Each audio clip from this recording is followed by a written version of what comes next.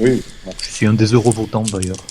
Il n'y a aucun des séries pour lesquelles j'ai voté qui a gagné. Bon, par contre, est-ce qu'il y a quelqu'un qui est en train de manger des bonbons depuis tout à l'heure? C'est Oui, Nico. c'est moi. Ça fait du bruit. Non mais j'arrête là, c'est parce que j'ai mon taux de sucre qui est descendu, alors je d'accord. le remonte. Comme l'eau de la Seine, c'est ça? C'est ça. Le taux de sucre. Mon taux de sucre descend. J'achète. Non mais je tout ce vends. qui s'est passé, franchement, j'ai pas arrêté depuis hier soir et je suis un peu fatigué, c'est pour ça que j'ai pris des petits bonbons, mais ça y est, je range. Voilà. Et il se shoot en fait. C'est ça. Voilà. Il a besoin de sa petite Vous venez d'apprendre quelque chose pour ce début d'émission. Docteur Série se shoot. When everybody's stealing by dawn of a new day, dawn of a new day. When I forget everything around me that I say, around me that I say. Can't take the DJ.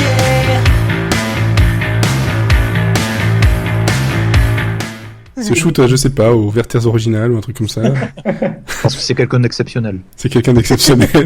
Et puis je l'imagine bien en petit vieux avec ses bonbons. Avec le Sinon, il mange des Ferrero Rocher en allant aux soirées de l'ambassadeur. Ah, exactement. Alors, vous venez d'entendre des voix que vous n'avez jamais entendues dans le podcast Monsieur Série and Friends. C'était Cécile, Oui, d'un bonsoir. côté, et Romain, de l'autre côté. Alors, Stock. d'accord. Non, mais faut pas me faire des coups comme ça, après moi je bug. T'inquiète Et- pas, je peux expliquer. Oui, je me doute. Et on a avec nous Florian, Lord of Noise. Bonsoir à tous. Bonsoir. tu fais ton Magimel. T'essaies Ouais, de faire c'est un à peu accent. près ça, ma jumelle du sud-ouest en fait. J'essaie de forcer l'accent et c'est venu de l'autre côté de la France. D'accord. Et on a, pour une fois, ça fait un petit moment quand même, donc Docteur Série, Jean-Pierre Coff, le petit vieux de la pub Werther's Original, comme vous voulez. Voilà, bonsoir à tous. Ravi de vous retrouver. Aussi appelé Michel Dégâts des Eaux. pour, la, Accessoirement. pour la petite private joke. Alors, rapidement, ça va? Tout le monde va bien? Parce que j'ai remarqué que depuis le début que je fais ce podcast, je demande jamais à personne si ça vient, si ça va bien, parce qu'en général, je le fais avant l'enregistrement. Donc tout va bien. Romain, toi, tu as une chaîne YouTube, si je me trompe pas. C'est exactement ça. C'est donc RHOM1N. Ouais. C'est ça, on peut te trouver. Et Cécile, ben en fait, toi, t'es juste sur Twitter. On va C'est dire. ça, non, j'officie de temps en temps sur Geek Chronique, qui est un blog qui parle de choses geek, comme son nom peut l'indiquer. Et je suis de temps en temps dans le podcast Parole de Nerds, qui parle d'un peu tout avec des invités. Mais sinon, je suis sur Twitter. Sinon, c'est sur Twitter. Mais oui, c'est parce que j'étais pas sûr. Et puis bon, bah, Docteur Série, qui est à la CIA, maintenant on le sait. C'est pour ça qu'il ne peut pas en dire plus. Et Florian, bah, qui est sur plein de choses. Ben ouais, Un peu Clapmag, trop. Screenmania. Voilà. voilà, Et tout va bien Twitter. toujours de ce côté-là. Exactement. Je suis Parfait. dans la place. Alors, On gagne. donc je vais t'appeler Ménélique jusqu'à la fin de la soirée. Merci. Je t'en prie. Mais pas de quoi. Alors, on va parler des séries de l'été. Pendant ce podcast, on va faire un petit rapide tour des actus, mais le gros du podcast, ce n'est pas moi, ce sera les séries télé de l'été, qui, depuis l'année dernière, surtout, prennent une place très importante dans la vie d'un sérivore, d'un sériephile. C'est-à-dire que même l'été, ça ne s'arrête plus. On n'a plus le temps de faire de petites récaps ou de se remettre de ces retards sur toutes les séries. Je pense que ça, vous pourrez le confirmer toutes et tous. Je confirme. Voilà. Je confirme. Je dirais même que ça date depuis un peu plus que depuis l'année dernière quand même. Un peu plus, mais je veux dire que il y a eu un boom, hein, un bon gros boom qui a marqué de façon plus globale. On en parlera donc dans quelques minutes, parce que j'ai le timer sous les yeux. C'est parti. On n'a pas Elodie avec nous cette fois-ci, parce qu'elle préfère être en vacances que de venir parler avec nous. Et c'est Comme petit. Et c'est très petit, donc bouh Elodie, bouh. Voilà, c'est n'importe quoi comme début d'émission. On va passer aux actus. Et, Réponds-moi direct. Est-ce que je peux t'appeler n'importe quel jour de la semaine à 4h du matin? Oui, Tu peux commencer tout de suite? Donc chaque agent a en moyenne 80 comédiens. On les aide à trouver des rôles, on négocie leurs contrats. On en est où de Cécile de France pour le Tarantino? Noémie, passez-moi le contrat de Guillaume Canet, s'il vous plaît. Voilà, tout de suite, on les accompagne dans la gestion de leur carrière. En échange, on prend 10% de la rémunération. Qui est parti, concrètement? Berléand. Qui a frappé l'autre? Berléand. Julie Gaillet et Joey Star ont disparu. Non mais ils veulent pas juste faire leur métier? Et alors, je vais donner la parole à Cécile, parce que, honneur aux dames, hein. Ben oui. Bon, sinon, je préfère l'inverse, mais bon, je risque d'avoir des féministes sur le dos. Et ça pèse lourd. Alors, qu'as-tu retenu niveau actualité cette semaine ou ces derniers temps? Ces derniers temps, moi, ce que j'ai retenu, c'est que Outlander allait avoir 2 saisons de plus au minimum. Et ça fait plaisir. Ah oui. Pour continuer avec les livres qui ont aussi 2 livres de plus, je pense, et pas beaucoup plus après. Ah si, on en a plus après. Il y en a plus après, donc ça Ah va, oui, ils sont partis pour des années alors. On en est sur 8. On a 8 livres qui sont sortis. Bon, le dernier est sorti en 2014. Donc, okay, après, donc ça va devenir potentiellement un peu 8 saisons. Mais pour l'instant, 8 saisons et c'est pas fini. D'accord. Bon, on verra bien. En tout cas... Après, ils sont, pour l'instant, en plus, ils font une saison par livre. Après, ils peuvent peut-être ralentir parce que les livres sont très épais. Il se passe beaucoup de choses dedans. Donc, il y a moyen de ralentir, de se la faire un peu à la Game of Thrones. Attendre la suite. Oui, bon. Pourquoi pas, je ça ne dis marche. pas que c'est une bonne idée. Hein. Non, parce que quand tu dis Game of Thrones, l'affaire comme, je trouve jamais que c'est une bonne idée. Oui, ça sent pas bon. Et pour l'instant, ils sont dans une bonne adaptation du livre. Ça reste assez fidèle et les événements collent bien et on reste dans une saison, un livre. Donc tant qu'ils restent là-dessus. Et les 2 saisons prochaines sont prévues pour que la 3 ce soit Voyager et que la 4 ce soit Drum of Autumn. Donc c'est prévu pour coller encore au bouquin. Bon, mais tant mieux, ça collera autant qu'un Werther's original sur les dents d'un petit vieux. Ok, bon donc je pense qu'il y a pas mal de fans de cette série qui sont très très contents, c'est que ça fonctionne bien, sinon on ne signe pas 2 saisons comme ça aussi facilement. Je suppose que les retours sont bons. Romain. Oui. Tu es toujours là. Je suis là. Toujours dans tes toilettes qui résonnent. C'est ça. On va lancer le petit, la petite rumeur comme quoi tu enregistres dans tes toilettes. D'accord, si tu veux, y a pas de souci. S'il te Sur plaît, le trône, c'est nickel. Sur le trône après le Game of Thrones. Ils auraient mieux fait de tirer la chasse. Bon, je vais me faire des amis avec les fans de Game of Thrones. Ouais. Romain, toi tu as retenu une actu qui fait plaisir à notre Florian. C'est les remises de prix des critiques françaises, je précise, de séries télé. Des séries françaises, tout à fait. Et moi, en fait, je suis vraiment très très content, surtout au niveau d'une série que j'affectionne particulièrement, qui a été récompensée à 3 reprises. 10%. Et 10%, ouais. Franchement, meilleure série, meilleur scénario pour Fanny Herrero et meilleure actrice pour Camille Cotin. Ouais. Je pouvais pas rêver de mieux, franchement. Cette série, ça a été une vraie révélation. Pourtant, j'ai mis du temps à vouloir la regarder. Et ça a été vraiment le déclic, j'ai vraiment beaucoup aimé. Il y a le tournage de la saison 2 qui se prépare pour septembre. Et il y a une 3e saison aussi apparemment qui est en préparation avec aussi 6 nouveaux épisodes.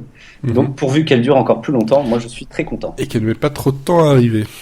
Non, mais justement, sur toutes les interviews que Fanny Herrero a fait, apparemment, il est question que les productions des saisons s'accélèrent. Je pense que par exemple la production de la saison 2 fait que ça va arriver dans le courant de la saison 2016-2017 et je pense aussi que étant donné qu'il y a 6 épisodes, je pense qu'ils peuvent parfaitement passer à un rythme de moins de 18 mois entre les diffusions parce que bon, le Bureau des légendes a un tout petit peu prouvé que c'était possible, donc oui. Je pense faut être optimiste qu'ils vont l'avoir après d'après tout ce qui se ressort de la saison 2 et bon, y compris ce que j'ai lu hier soir puisque voilà, Fanny Herrero s'est exprimée, elle était là avec tout le staff, même si voilà, j'étais pas personnellement là à la cérémonie, j'ai pu lire ce qui s'était dit.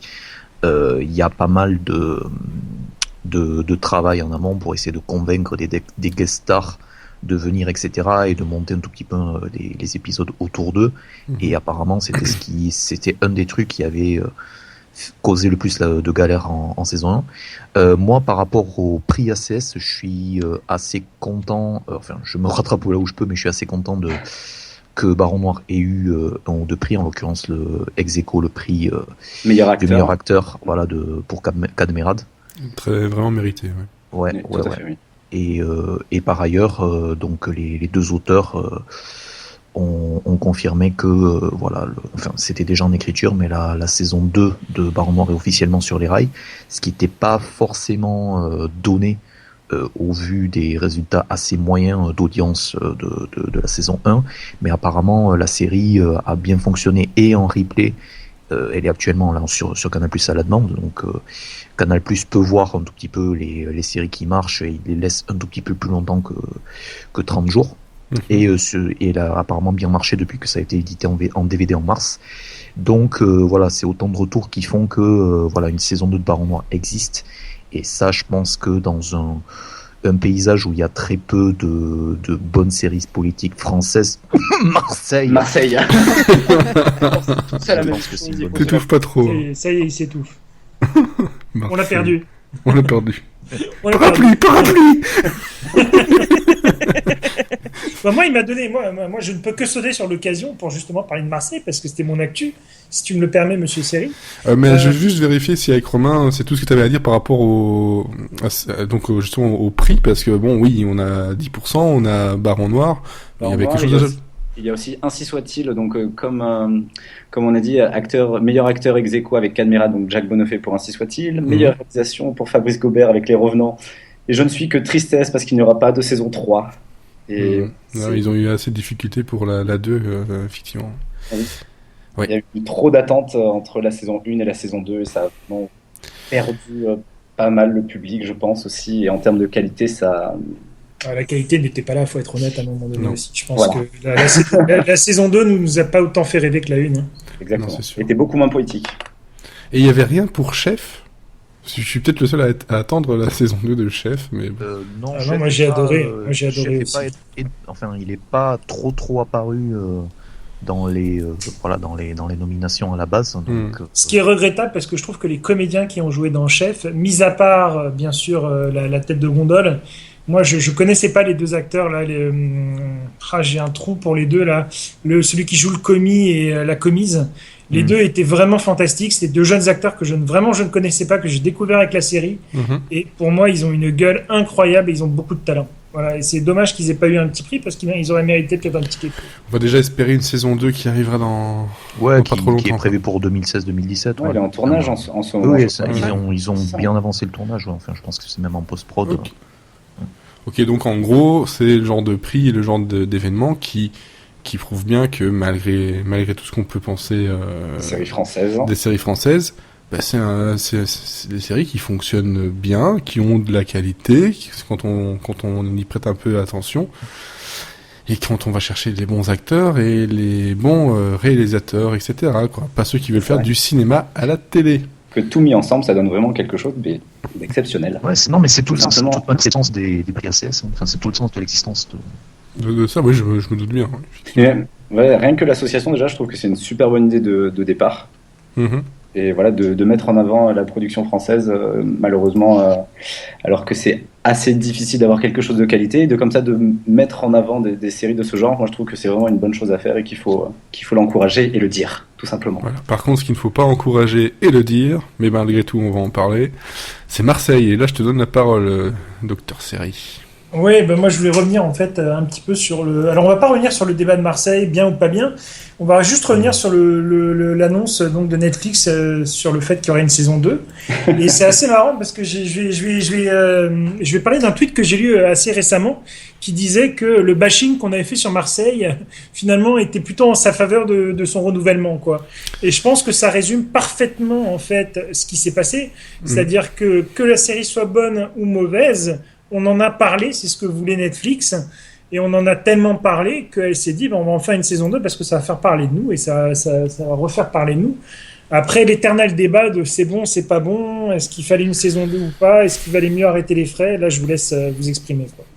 Oui, je pense qu'on en a déjà assez parlé sur les réseaux sociaux, j'ai pas envie d'en rajouter plus que ça. C'est vrai qu'il y en a qui aiment bien, qui aiment sincèrement la série qu'on leur a proposée. Ok, tous les goûts sont dans la nature. Je ne vais pas Non, revenir mais là-dessus. sans faire du bashing sur la série, juste dire que c'est marrant qu'elle ait été renouvelée juste parce qu'on a fait parler d'elle. Pas juste pour ça, je pense Non, que pas juste pour ça, ils clairement sont, pas. ils sont contents des chiffres, les chiffres sont là. Il y a eu de bonnes réceptions dans les pays extérieurs à la France, tout simplement. Parce Extérieur où on va dire il y a voilà, il y a une couverture médiatique spécifique pour les séries et tout. Enfin là, les deux plateformes Netflix où apparemment la série a les meilleurs retours et qui Russie est et le inclus, Japon. c'est la Russie et le Brésil. Le Japon. Voilà, la Russie, depuis plusieurs années, donc on le voit à chaque fois que Depardieu sort un film et qu'il y a des... Ils sont fans de lui, hein. Voilà, ils sont fans de lui et c'est une vraie star en Russie. Donc je pense que voilà, la série était packagée de facto pour des choses comme voilà la Russie. Donc pour on est d'accord qu'elle a été reconduite sur des bases commerciales, pas sur une base réelle de qualité. Ah, non, de non. qualité. Mais de toute façon, il y a beaucoup de Je pense séries, qu'à un c'est comme moment ça. donné, faut Hein. qu'on soit honnête. La série, elle était mauvaise, elle était indigeste. Je veux dire, c'était vraiment, c'était pour moi, il y avait rien d'innovant. Les comédiens, pour moi, se sont laissés aller à du n'importe quoi. Il y avait rien. Alors certes, pour moi, la ville derrière, elle est magnifique, elle est bien mise en avant. C'est un beau portail pour la France et tout ça, et pour le tourisme, magnifique. Maintenant, parlons vraiment de série. C'était le plat intégral, quoi, vraiment. C'est magnifique, ça fait beaucoup de tractations politiques, beaucoup de trucs de mafieux. Franchement, quand tout le monde là, t'as pas forcément envie d'y aller, quoi. Ouais, je pense que avec toutes les 10 minutes avec la musique bien oppressante, etc. C'est pas non plus le truc le plus parfait pour le tourisme marseillais. Enfin, contrairement à ce que les autorités locales pouvaient en penser. Bref, de toute façon, on a quand même beaucoup parlé de Marseille au final. C'est ce que je veux dire, oui, c'est qu'il y aura des des retombées qui sont indéniables pour la ville, clairement, quoi. voilà, Oui, mais aussi, il y a la série a eu l'avantage d'être la première production française par Netflix, et je pense que c'est là aussi l'une des raisons pour laquelle la série a été autant mise en avant en France et à l'international, du fait que ce soit, Cocorico, tout simplement. Oui, je sais pas ce que toi, Cécile, tu en penses de tout ça, mais t'as peut-être moi, pas ce vu. qui me fait peur, enfin, j'ai pas vu la série, mais j'ai vu par contre toutes les retombées sur notamment Twitter. Et moi, ce qui me fait peur, c'est qu'avec ce renouvellement, la saison 2, ils vont aller encore plus loin. Ils vont en rajouter encore plus pour qu'il y ait encore plus de gifs sur leur catchphrase assez bizarre. C'était tellement drôle. Enfin, c'est ça. Pour moi, ils vont aller dans la surenchère et ça me fait un peu peur. Une usine à mème, quoi, en fait. C'est ça. Ouais, C'est tellement Je crois pas, en fin de manière, Dan Frank, c'est pas son kiff de faire des usines à même. Enfin, Dan Frank, il vient de Résistance, il vient de La vie devant elle. C'était pas non plus ça. Enfin, je pense que c'est les mecs qui sont passés derrière lui. Qui peut-être vont se lâcher encore plus, que ce soit Siri, que ce soit d'autres script doctors, d'autres choses comme ça. Mais peu importe la qualité ou pas de la saison 2, peu importe que ça soit exactement la même équipe qui reste à la barre ou pas. Enfin, vu apparemment la promo de Dan Frank qui était simple, exécutant simple, écrivant des épisodes apparemment, je sais pas si. Je pense pas qu'on puisse se prononcer sur qu'est-ce que ça va être ou pas. Mais je pense pas que, de manière, s'il y a saison 3, saison 4, saison 5, ça sera clairement pas dû au bashing ou pas. Ça va clairement être un produit international. Ouais, on verra de toute façon ce que ça donnera avec ces saisons 2, si la presse sera un peu plus clémente avec le produit, parce qu'on peut l'appeler tel quel, hein, c'est un produit. Non, mais juste, est-ce que le produit sera meilleur, quoi? On verra. Déjà. On verra. Enfin, on a 2 ans avant d'attendre, donc c'est bon. Oui, c'est ça. Je pense qu'on a un petit peu de temps. On va peut-être oublier un peu la saison 1, enfin, si on peut encore oublier ça. Et on verra ce que ça nous donne. Bref, c'est pas très reluisant. Par contre, niveau renouvellement, de mon côté, moi, j'ai retenu Unreal, déjà renouvelé pour une saison 3, et je suis très très content. J'applaudis. Là, je suis super content que déjà, ça colle avec le thème de ce soir, hein, les séries de l'été. Le fait que ce soit une série qui vient d'une chaîne qui normalement ne propose pas ce genre de série-là, en tout cas de cette qualité-là, et surtout qui semble aller là où elle veut, ne pas avoir de réelle censure, si on peut dire. Et puis on peut se demander si une saison 3, on continuerait encore avec des bachelors, parce que c'est un peu le thème des 2 premières saisons, ou est-ce qu'on va aller chercher un peu dans d'autres endroits de la télé-réalité? Ça, ce serait peut-être intéressant de voir autre chose, ou une bachelorette peut-être, comme je le disais dans ma news. Ce serait peut-être intéressant d'avoir une bachelorette cette fois-ci pour avoir un peu la vision inverse. Bah, moi, vu ce qu'ils proposent en saison 2, ça me semblerait logique en saison 3 qu'ils proposent une femme. Bah, oui, en bachelorette. Voilà, on a essayé le côté ethnique, peut-être pour faire bien, quoique quand on voit comment c'est réalisé, je pense pas que ce soit uniquement la raison, mais ce serait logique, attendu et même très intéressant, je trouve, qu'on ait justement le côté bachelorette. Alors moi, ce que j'avais pensé en fait, c'était une interview de Pierre Langlais justement avec la créatrice de la série, qui avait dit que la logique pour la saison 2 aurait été justement de mettre une femme, et que c'était beaucoup plus ambitieux de mettre du coup une personne de couleur à la tête du Bachelor. Et du coup, vu que on va dire que c'est un peu joué d'avance que ça va être une femme forcément dans la 3e saison, pourquoi pas un personnage homosexuel? Et là, ça redistribuerait complètement les cartes, vu qu'il y a absolument presque aucune émission de télé-réalité traitant de dating homosexuel, et ça pourrait du coup amener la série vers une autre direction qui serait totalement inédite et qui permettrait encore d'explorer de nouvelles pistes. Je pense que c'est le genre de série qui s'y collerait vraiment bien, ça, de pouvoir tenter ce genre de choses, parce que moi, l'année dernière, je m'attendais pas à ce que ce soit de cette qualité-là. Pour être franc, je sais pas si ici tout le monde a vu la première saison, si tout le monde a apprécié même la première saison. Ah oui, beaucoup même. Cécile, toi, tu as vu? Vu et adoré, et j'ai vu le début de la saison 2 déjà. Bon, ben voilà, on en parlera un peu plus tard. Et du côté de Docteur Série de Florian... Non, mais moi je suis très content aussi parce que c'est une chaîne que je connais depuis très très longtemps quand même, sur laquelle il y a eu des très bonnes séries. Il y a Devious Made, il y a eu Drop Dead Diva quand même, donc c'est pas des petites séries. C'est pas négligeable. Voilà, il y a eu The Client List aussi il y a quelques années, moi que j'avais regardé aussi. Donc non, c'est une série, moi je trouve qui est très très, c'est une chaîne enfin qui a trouvé sa place. Et j'ai beaucoup aimé la saison 1. Et après, bon, je vais pas comme vous en faire 3 tonnes parce que je trouve que voilà, c'était gentillet, c'était un petit guilty pleasure sympathique à regarder, mais j'irai pas plus loin, quoi. J'en ferai pas la série de l'année comme on en parlait certains, quoi. Je ne fais pas la série de l'année, moi je fais la série de l'été. La série de l'été, ouais. Voilà, pour moi l'année dernière, il y avait plus Monsieur Robot qui sortait Mr. Robot qui sortait du lot. Mais c'est pas dans le même cours.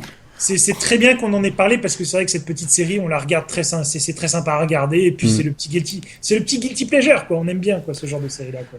J'ai eu peur que tu me fasses une traduction à la française québécoise pour Monsieur Robot. Monsieur Robot. Quand on voit comment s'appelle Unreal en français, je m'en remets toujours pas. Ils ont osé appeler ça comment? Réellement, avec le M majuscule. Mais c'est le titre québécois, ça.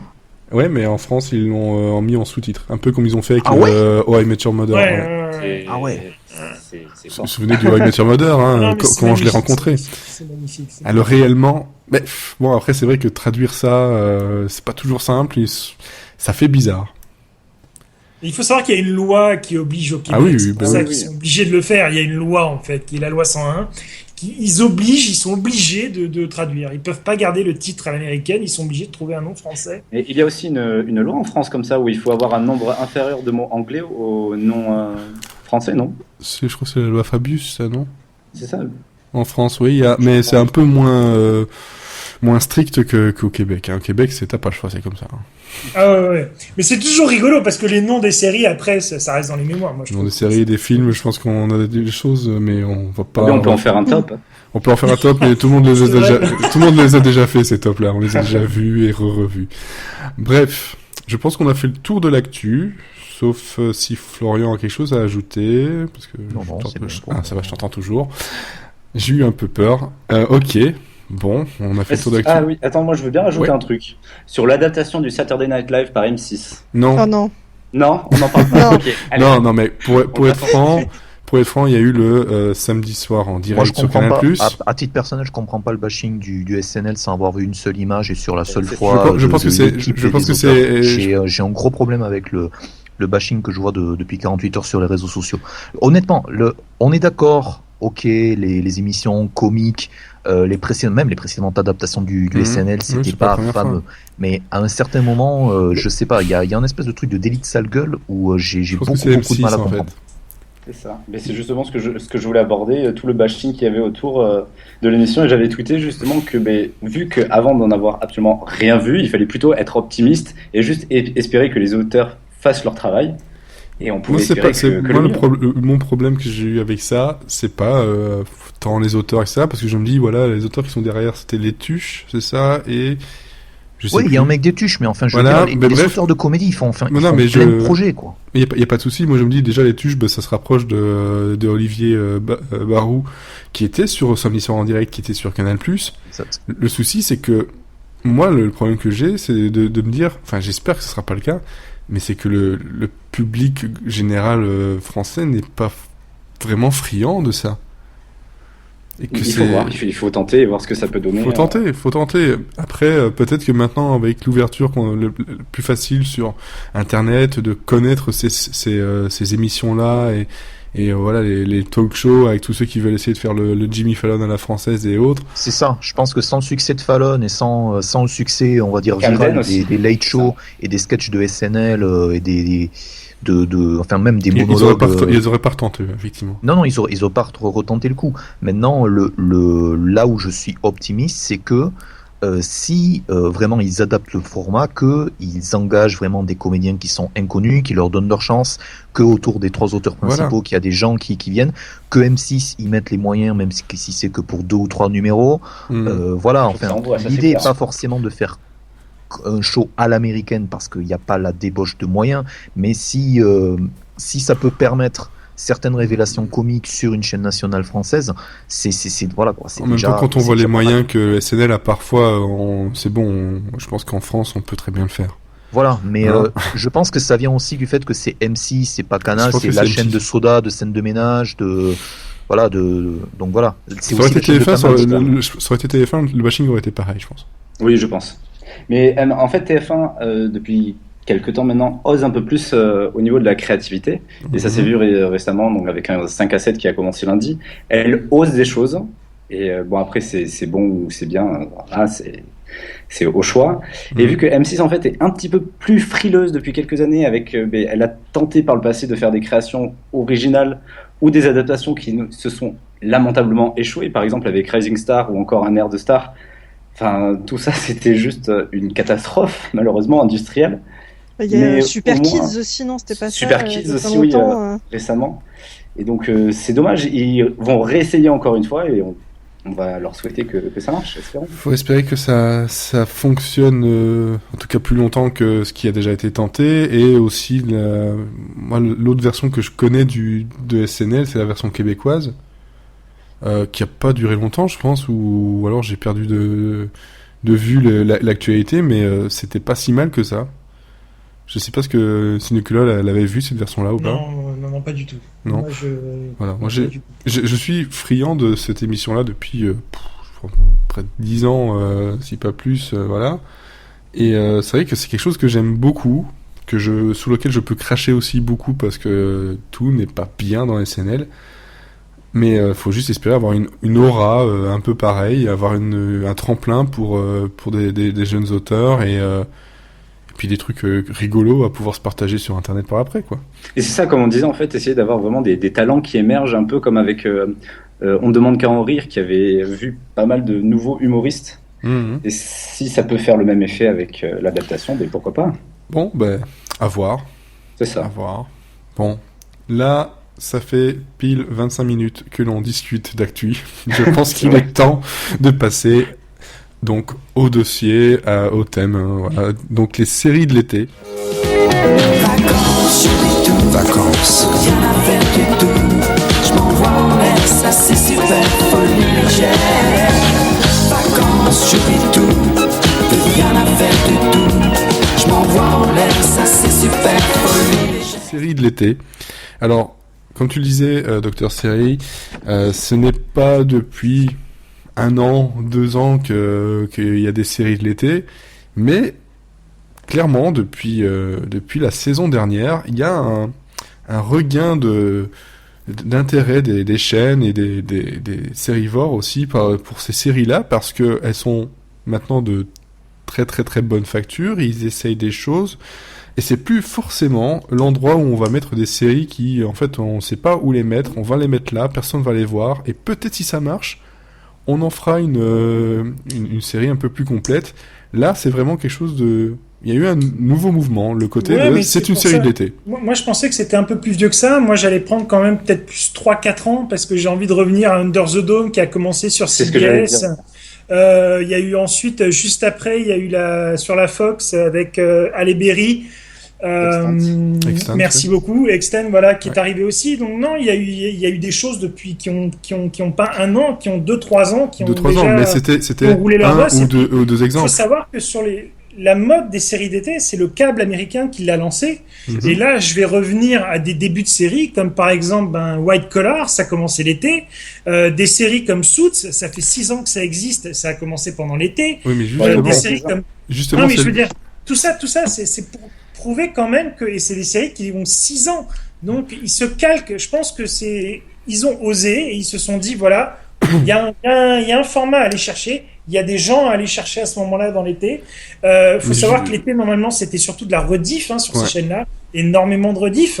Là, ils ont osé, ils ont tenté des nouvelles expériences. Under the Dome, c'était sympa, c'était rigolo. Je pense que il y a eu des bonnes retombées. On en a eu pendant 3 ans quand même, mine de rien, c'est pas rien. C'était 3 années qui étaient quand même sympas. Il y a eu Extend sur 2 ans.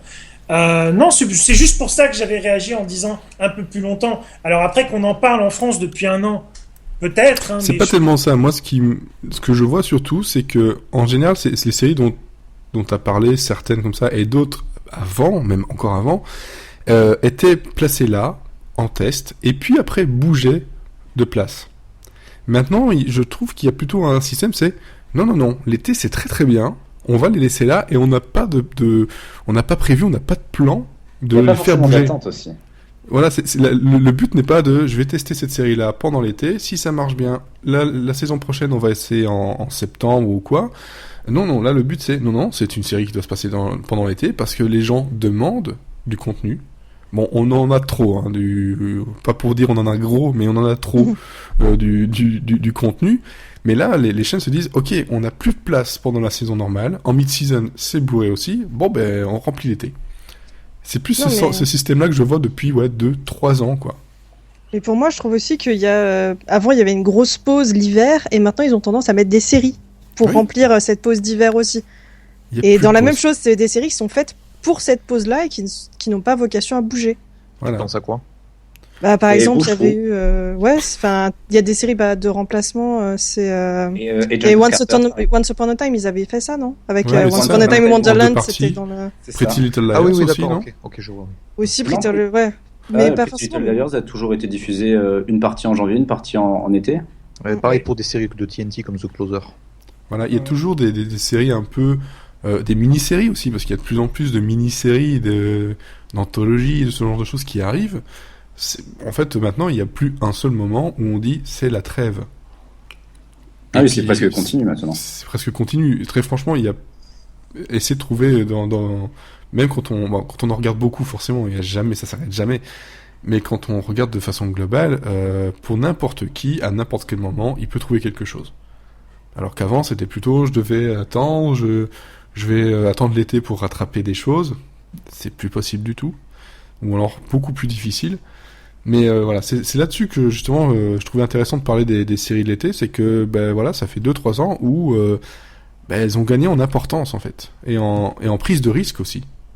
Alors que, on pourrait penser que... je pense, ouais, mais du côté des networks. Non, le câble, ça a toujours été à peu près pareil. Le câble depuis 10 ou 15 ans, tous les succès de FX et de USA Network, une grosse partie, étaient diffusés en été. Moi, je pense à Rescue Me, je pense pour USA donc à Monk. Monk a débuté en 2003 en plein été.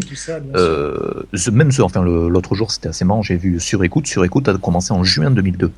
Donc c'est quelque chose où de manière fameuse HBO ne croyait pas du tout à Sur Écoute. Donc mais c'est ça, même si c'est le câble, parfois le câble le met, ou même le network le met l'été parce qu'il se dit de toute façon il n'y a pas beaucoup de monde, donc on prend pas beaucoup de risques. Et je pense que si je me trompe pas, Grey's Anatomy c'était un peu pareil. Ça a commencé le 25 mars. Ouais, je crois que la première saison a été diffusée après. C'est ça, c'était en fin de saison. Avec, fin mars. Après, c'était très court, il y avait 9 épisodes. C'est ça, il y avait épisodes, dans les...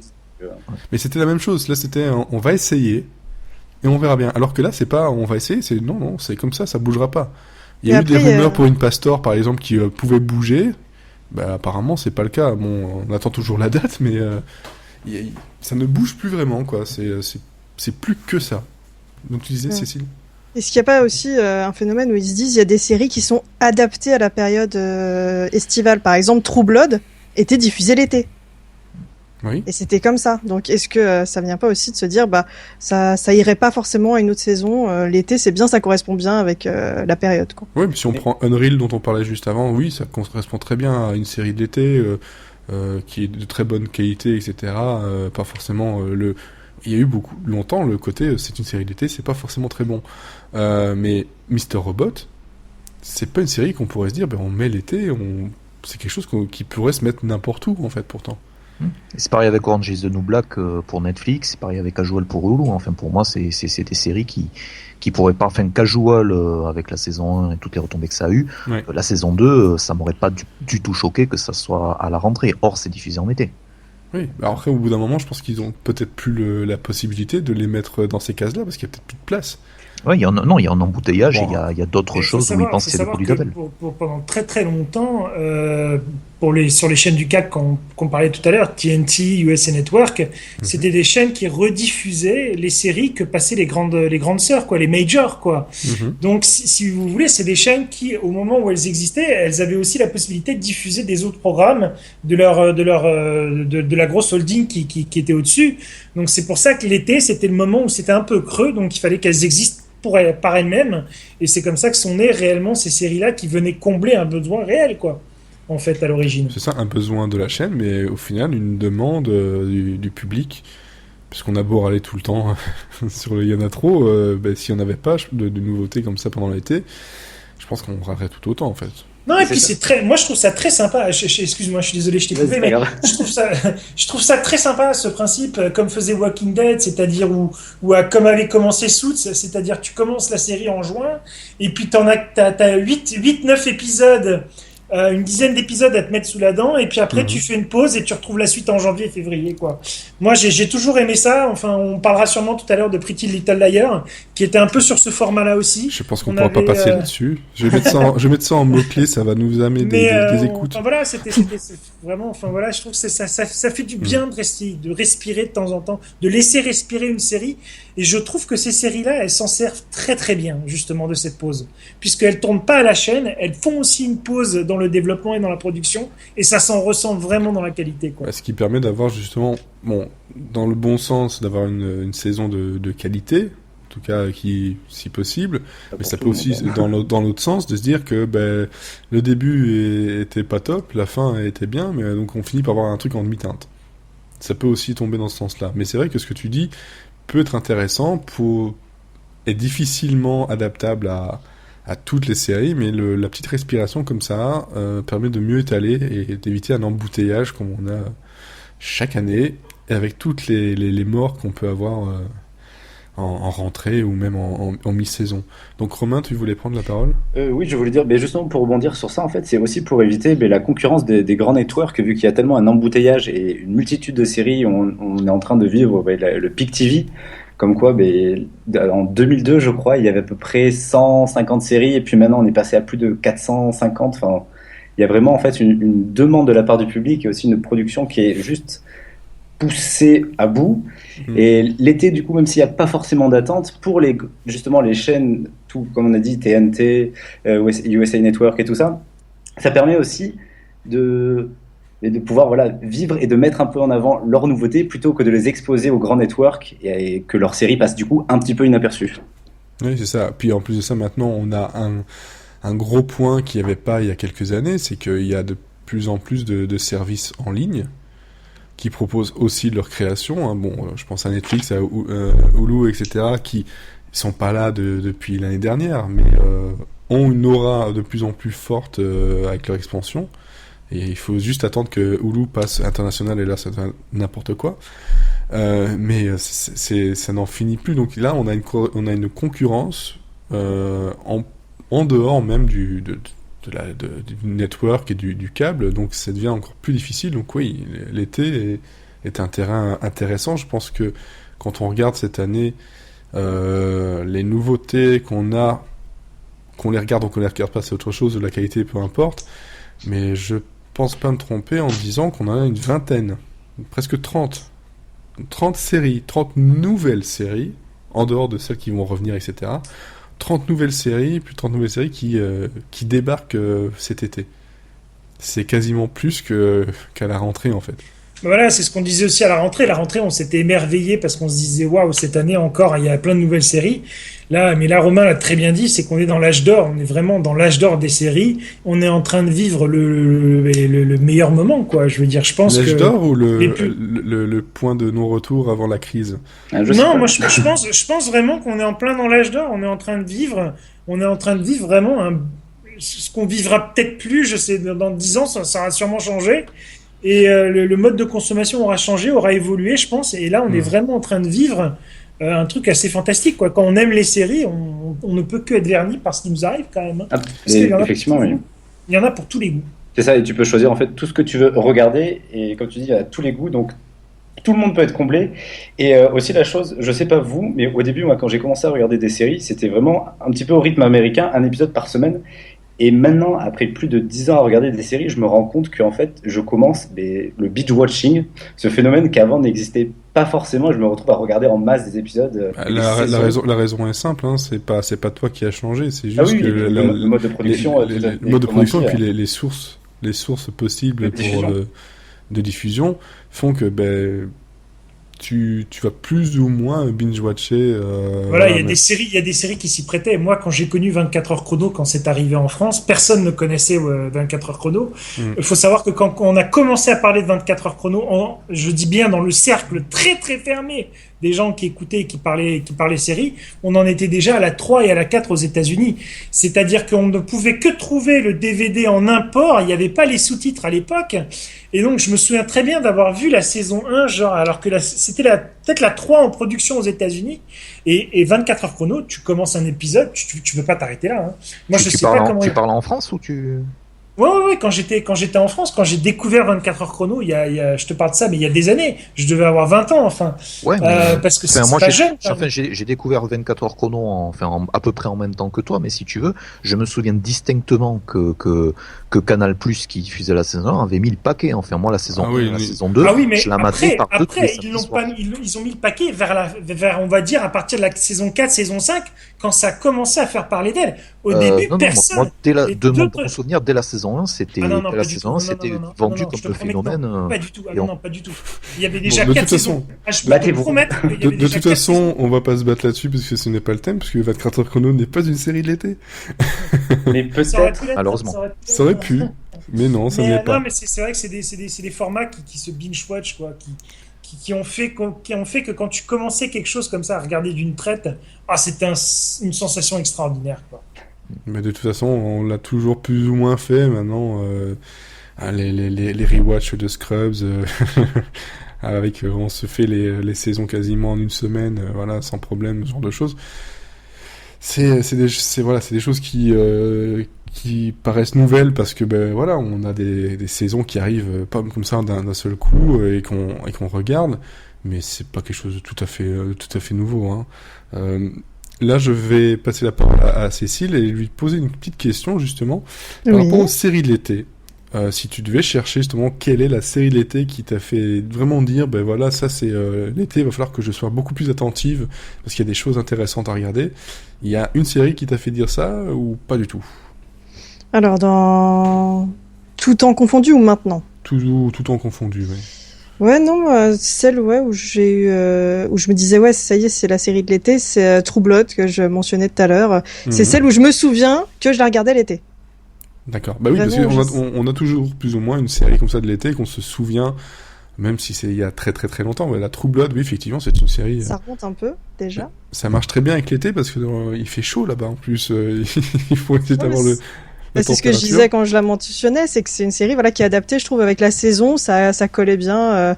Le côté, oh là là, il fait chaud, faut que la fille soit à moitié dénudée tout le temps et que les mecs tombent la chemise dès qu'ils peuvent.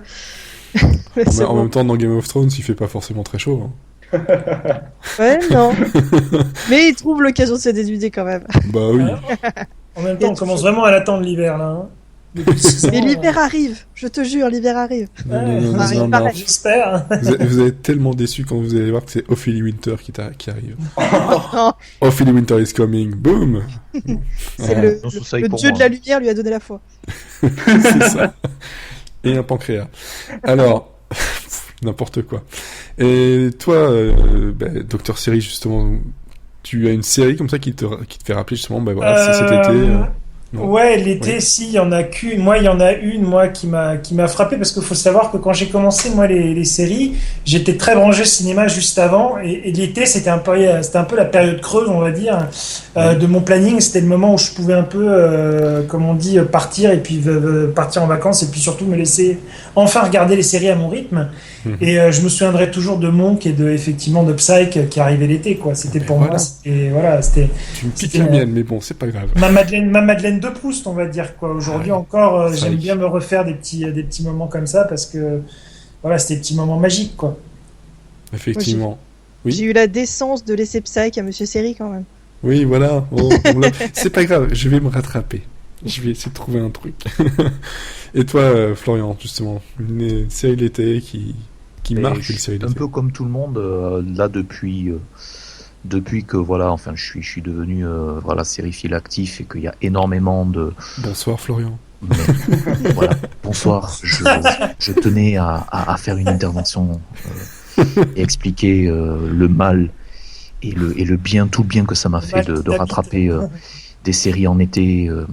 Donc la saison de The O.C. déjà, c'était addictif, j'en pouvais plus. Et la saison, toutes les saisons de Surécoute, la saison 1 de Deadwood, il y a tellement de souvenirs que j'ai d'avoir spécifiquement marathonné et donc rattrapé des séries sur l'été que c'est vraiment associé vraiment comme tout le monde au marathonnage. Après en série d'été, donc il y a la saison de The O.C., il y avait Rescue Me aussi qui a diffusé je crois les 7 saisons en été et les 3 premières saisons j'ai fait ça. Je me souviens aussi de l'été 2007 où il y avait donc un double combo HBO avec Flight of the Conchords qui a diffusé sa première saison en été qui était pour moi une des séries de l'année qui a débarqué en été. Et c'est là où je me suis rendu compte que il y avait des séries, des petites pépites qui débarquaient dans la période creuse et pas en septembre, vraiment. Et il y avait aussi John from Cincinnati qui, à sa manière en fait, qui est vraiment totalement starbé, et une série d'été en fait autour du surf, le générique en fait, sans la marée à fond, j'ai envie de dire. Oui, c'est vrai que là, ça colle effectivement au thème. Toi, Romain, tu en as une ou pas du tout? Ouais, alors moi j'en aurais, on va dire, 2 ou 3, mais une dont je vais parler rapidement. Ce qui est bien, c'est que je demande une, mais tout le monde en a 2, 3. Moi j'en ai donné une. Oui. Comment je fais moi après? Alors rapidement en fait, donc moi au niveau de l'été, j'avais commencé Royal Pains et c'est vraiment pendant 3 saisons, j'avais vraiment bien aimé me regarder cette petite série médicale comme ça pour l'été. Et puis après j'ai complètement lâché et je suis passé, alors excusez-moi, mais à Dallas. Voilà. Excusez-moi. Non, t'excuses pas, c'était génial, Dallas. Ça a été mon plaisir coupable. Oh non, c'était génial. Les 3 saisons là étaient super. Voilà. Et je suis tristesse aussi que malheureusement la série était annulée, alors que pourtant c'était fun. Voilà, c'est délirant, ça se prenait pas au sérieux. C'était super bien fait. Moi j'étais à fond dedans aussi, vraiment. Voilà. Je passe la main. C'est bon, parce que tu avais dit plusieurs, mais tu as juste cité Dallas. Donc Dallas, Royal Pains et aussi Pretty Little Liars, mais bon, ça... Ouais, je pense qu'on en reparlera un peu plus tard, si j'ai bien compris. De toute façon, j'aurais pas le choix. Hein? Bon. Moi, de mon côté, en fait, c'est un peu bizarre, parce que si je dois chercher vraiment une de l'été, il y avait Psych, etc., mais qui marquait vraiment le côté de l'été, c'est surtout l'année dernière où ça a vraiment bien commencé avec... j'en ai eu beaucoup, en fait. C'est pour ça que ça m'a marqué plus que ça. C'est qu'il y a eu The Carmichael Show, qui finalement a un peu bougé. Vous voyez, par contre, là, il y a eu un petit déplacement. Il y avait Halt and Catch Fire, qui, moi, a marqué ça, avec Mr. Robot juste derrière, Unreal. Donc, il y avait... En fait, je pense que c'est un groupe qui me fait dire, ok, voilà, là, l'été, il y a des choses quand même que je dois regarder. True Blood, je n'en parlerai pas parce que, voilà, je n'ai jamais vraiment aimé ça. Mais si je me rappelle de l'été, c'est un côté aussi français.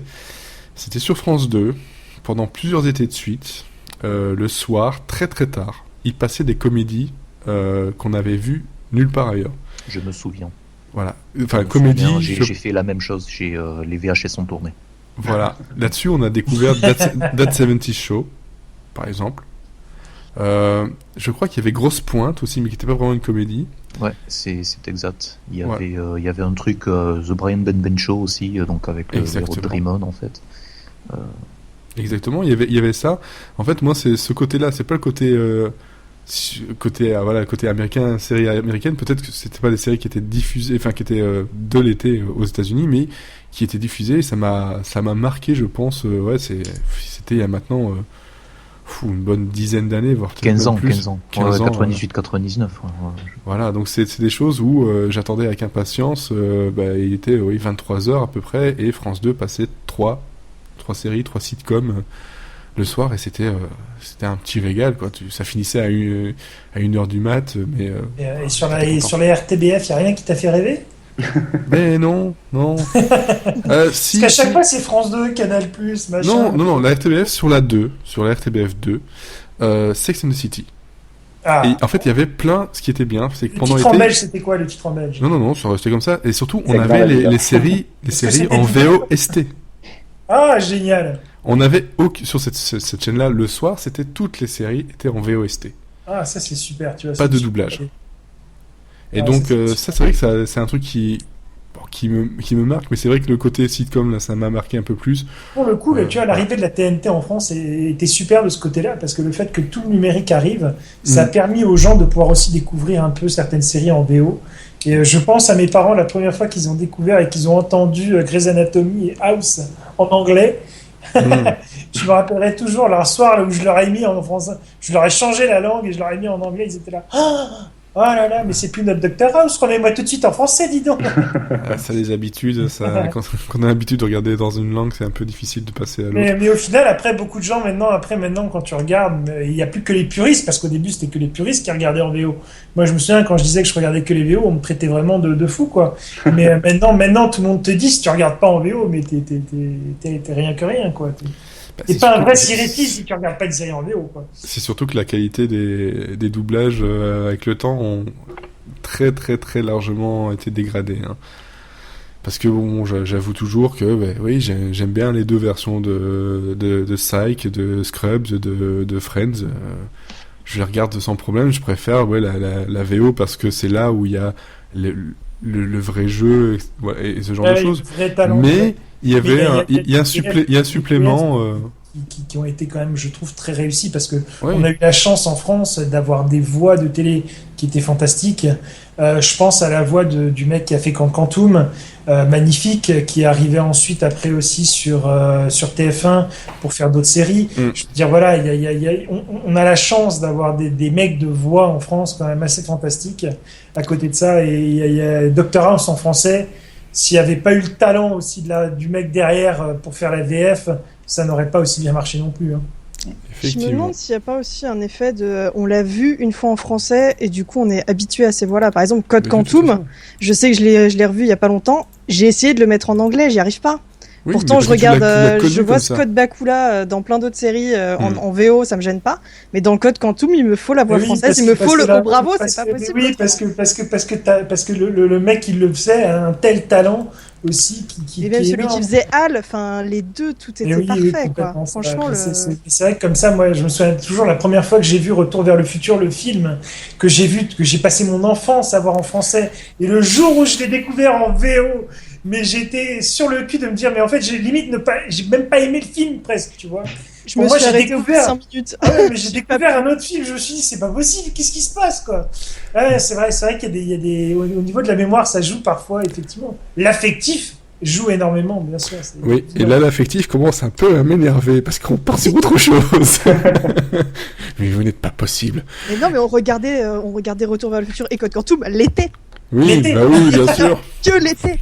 D'ailleurs, je suis sûr que ça a commencé sur M6 à 4h30 en juin. Je suis sûr qu'en encore vérifiant, vous allez avoir raison. Moi, je peux t'assurer que la 18e rediffusion de la 5e saison a débuté en juin 2018. Hein tu vas dans le futur. Fais gaffe à ce que tu fais, tu vas dans le futur. Non, en parlant de futur, on va plutôt rester sur le présent. L'été. C'est beau. Les séries de l'été. 2016, voilà. Voilà, la saison d'été, de séries d'été de 2016, avec les choses qui vont arriver, qui reviennent aussi, qui sont déjà revenues depuis la fin du mois de mai. Je pense que du côté de Florian, il y a une série que tu attends qui va arriver, qui s'appelle Vice Principals, et c'est sur HBO. C'est ça, ça fait partie. Je me suis rendu compte en consultant le planning de ce qui des séries d'été qui revenaient et et surtout des nouveautés d'été, que en fait il y avait peut-être pas tellement de choses qui vraiment me faisaient vibrer ou qui vraiment provoquaient une certaine attente. Je suis un peu comme à peu près le Gotha des séries Phil. J'attends Unreal, j'attends Mr. Robot. Enfin, en l'occurrence Unreal, faut que je le fasse. Mais j'attends Mr. Robot, j'attends toutes ces séries-là.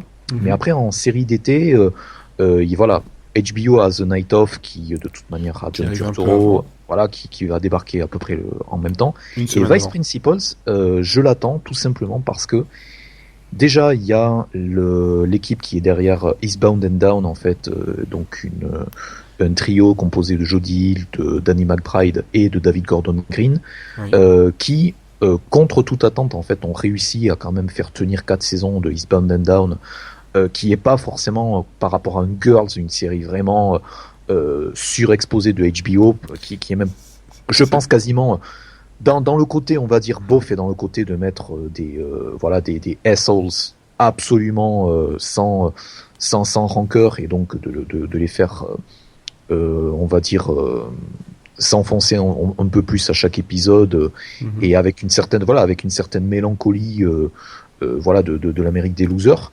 Le fait d'avoir tenu 4 saisons sur un pitch pareil, alors que des séries encore plus noires comme Enlightened aussi diffusées en été, si je me souviens bien. Oui. Enlightened, ouais. Exactement. Ça a duré beaucoup moins longtemps. Vice Principals déjà bénéficie du capital sympathie de Eastbound and Down, on va pas se mentir. C'est la même équipe, mais elle bénéficie aussi du fait que elle fait s'affronter Danny McBride avec ce que, à mon avis, je considère comme un trésor national des acteurs américains de série, c'est Walton Goggins. Walton Goggins qui a été encore plus remarqué qu'il ne l'était déjà en début d'année avec The Hateful Eight, avec un rôle absolument remarquable. Et Walton Goggins qui, de toute manière, peu importe le personnage qu'il joue, arrive à être absolument brillantissime, et je pense qu'il a pas assez joué de rôle de comédie. Et tous les trailers qui sont sortis, toutes les bandes annonces qui sont sorties de Vice Principals laissent présager que donc l'histoire de ces deux mecs dans une école, dans une école un peu paumée du fin fond de l'Amérique, qui ont un esprit compétitif totalement juvénile, et qui vont se battre, on va dire, pour la place de vice principale, et potentiellement évincer la nouvelle principale, arriver juste par pur esprit de compétition et d'amertume. Et tout ce que l'on entrevoit dans les trailers, pour moi, je pense que ça va être un gros kiff, un gros divertissement d'été, porté par, pour moi, deux des meilleurs comédiens américains en comédie, tu veux dire. Ok. Ah, je pense que là, on est en train de perdre Florian, comme à chaque fois. On peut pas ne pas avoir Florian qui ne fasse pas des petits comme ça, c'est pas possible. Là oui, on t'entend. Okay. Voilà, donc j'avais complété le fait que c'est pour toi 2 des meilleurs acteurs de comédie à l'heure actuelle. C'est vrai que après c'est un style de comédie qui n'est pas à la portée de tout le monde. C'est ouais. pas du grand j'allais public du tout. J'allais le dire, c'est pas du grand public du tout. Hein. Non. Après, ça n'enlève pas à la qualité, mais il faut bien prévenir les personnes qui voudraient tester. Les personnes qui voudraient tester, attention, vous mettez je pense que ça va être quelque chose de dangereux. Accessible que Eastbound and Down, parce que Eastbound and Down avait un anti-héros, mais avait un anti-héros qui quelque part, on va dire traité comme de la merde absolument tout le monde. Là, il y a pas mal. Enfin, je pense qu'il y a un esprit qui est beaucoup plus potache et qui potentiellement peut être beaucoup plus accessible que les précédentes séries. Peut-être, effectivement. Moi, j'avoue que quand j'ai vu le premier trailer, j'avais pas tout compris. Je sais pas qu'est-ce qu'il voulait vraiment faire. Bon, il a fallu la suite pour un peu me dire ah oui, effectivement, je vois où ils veulent venir, mais c'était pas toujours très clair. Peut-être que c'était pas le moment pour moi non plus, mais c'est vrai que faut malgré tout prévenir que voilà, ça vient d'un groupe de personnes qui ont un humour bien à eux, très particulier, qui ont une patte qui est ce qu'on la trouve géniale ou qu'on déteste. Hein. On n'arrive jamais à vraiment être au milieu avec eux. J'ai l'impression quand je vois quand on parle justement de Eastbound and Down, c'est soit on a détesté, soit on a adoré. Donc on faut voir ce que Vice Principals va faire, mais peut-être, oui, effectivement, on a quelque chose d'un peu plus, on va dire pas grand public, parce que bon, malgré tout, mais d'un peu plus accessible. Et même je sais pas, je voulais vérifier avant le podcast que la série se passait dans les années 80, je suis pas sûr, je crois qu'elle se passe dans les années 80, hein, enfin, les coiffures et tout ça. Mais je trouve qu'ils mettent beaucoup de paquets un petit peu sur les séries un peu oldies, et je sais pas si vraiment c'est un créneau à prendre, quoi. Je veux dire, moi, j'attends de voir, très honnêtement, je suis très curieux, je regarderai le premier épisode parce que j'ai envie de le voir. Mais ouais, ce créneau un peu qu'ils prennent en ce moment HBO avec vinyle, avec je sais pas. Moi, un dernier truc sur Vice Principals. Je pense pas que ce soit dans les années 80 parce que j'ai pas l'impression d'avoir vu. En même temps, la coupe de cheveux de Danny McBride n'aide pas. Ouais, ça aide pas très. Machin. Un dernier truc sur Vice Principals. La réalisation et quelque part la patte de David Gordon Green est aussi enfin pour moi une des meilleures pattes de comédie. On parlait beaucoup de ce que les frères Russo avaient apporté sur Community. On parle assez peu de la réalisation sur des sitcoms. Je pense que aussi ça va être aussi une des comédies les mieux produites au-delà des dialogues et des au niveau du strict point de vue de la réalisation, je pense qu'il y a une vraie patte et ça va être aussi visuellement quelque chose de très très très bien fait. Il ne reste plus qu'à espérer que tu dises vrai et que ça se vérifie autant dans la qualité que dans les retours et puis les audiences. Il y a 2 saisons, 9 épisodes chaque et OCS va diffuser la série en S+24. Voilà. Bon, parfait. De toute façon, on attend ça. C'est le 17 juillet sur HBO. Donc, je pense que c'est le lendemain sur OCS. 17 juillet confirmé sur OCS City. Voilà. Donc, de toute façon. Et donc, l'autre série dont on parlait juste avant, c'est le 10, The Night Of, qui est sur HBO aussi. Qui, là, par contre, c'est pas une comédie du tout. Ou que non. Ou que non, effectivement. De ton côté, toi, Romain, tu as une série qui débarque cet été ou pas du tout? Ouais, et je crois qu'on en a brièvement parlé. Ouais. Elle a commencé lundi, elle a entamé sa 4e saison. Devious Maids. Je parlais d'une nouvelle série. Oui. Devious Maids, on verra. Oui. Et alors, si tu veux, ça fait depuis tellement longtemps que j'en entends parler que je pense que je vais finalement m'y mettre. C'est Orange is the New Black, vu qu'il y a la 4e saison. Ce n'est pas une nouvelle série non plus. Oui. Pour toi, oui. Pour moi, oui, du coup. Ok, bon, on va compter ça, c'est bon. Sinon, en nouvelle série, non, pour l'instant. Donc, tu vas te binge-watcher 4 saisons, c'est ça? C'est parti? Enfin, j'ai tellement de séries à binge-watcher que je sais plus où donner de la tête, donc c'est pour ça que je peux pas vraiment commencer une nouvelle. Ah, d'accord. Donc, si tu veux, je reste avec Orange is the New Black. Oui, très bien. Avec une autre, voilà. C'est juste qu'en fait, la série, ça fait pas mal de temps que je lis sur pas mal de sites et pas mal de critiques qu'elle offre vraiment une vision assez nouvelle, notamment sur la représentation des femmes dans l'univers carcéral.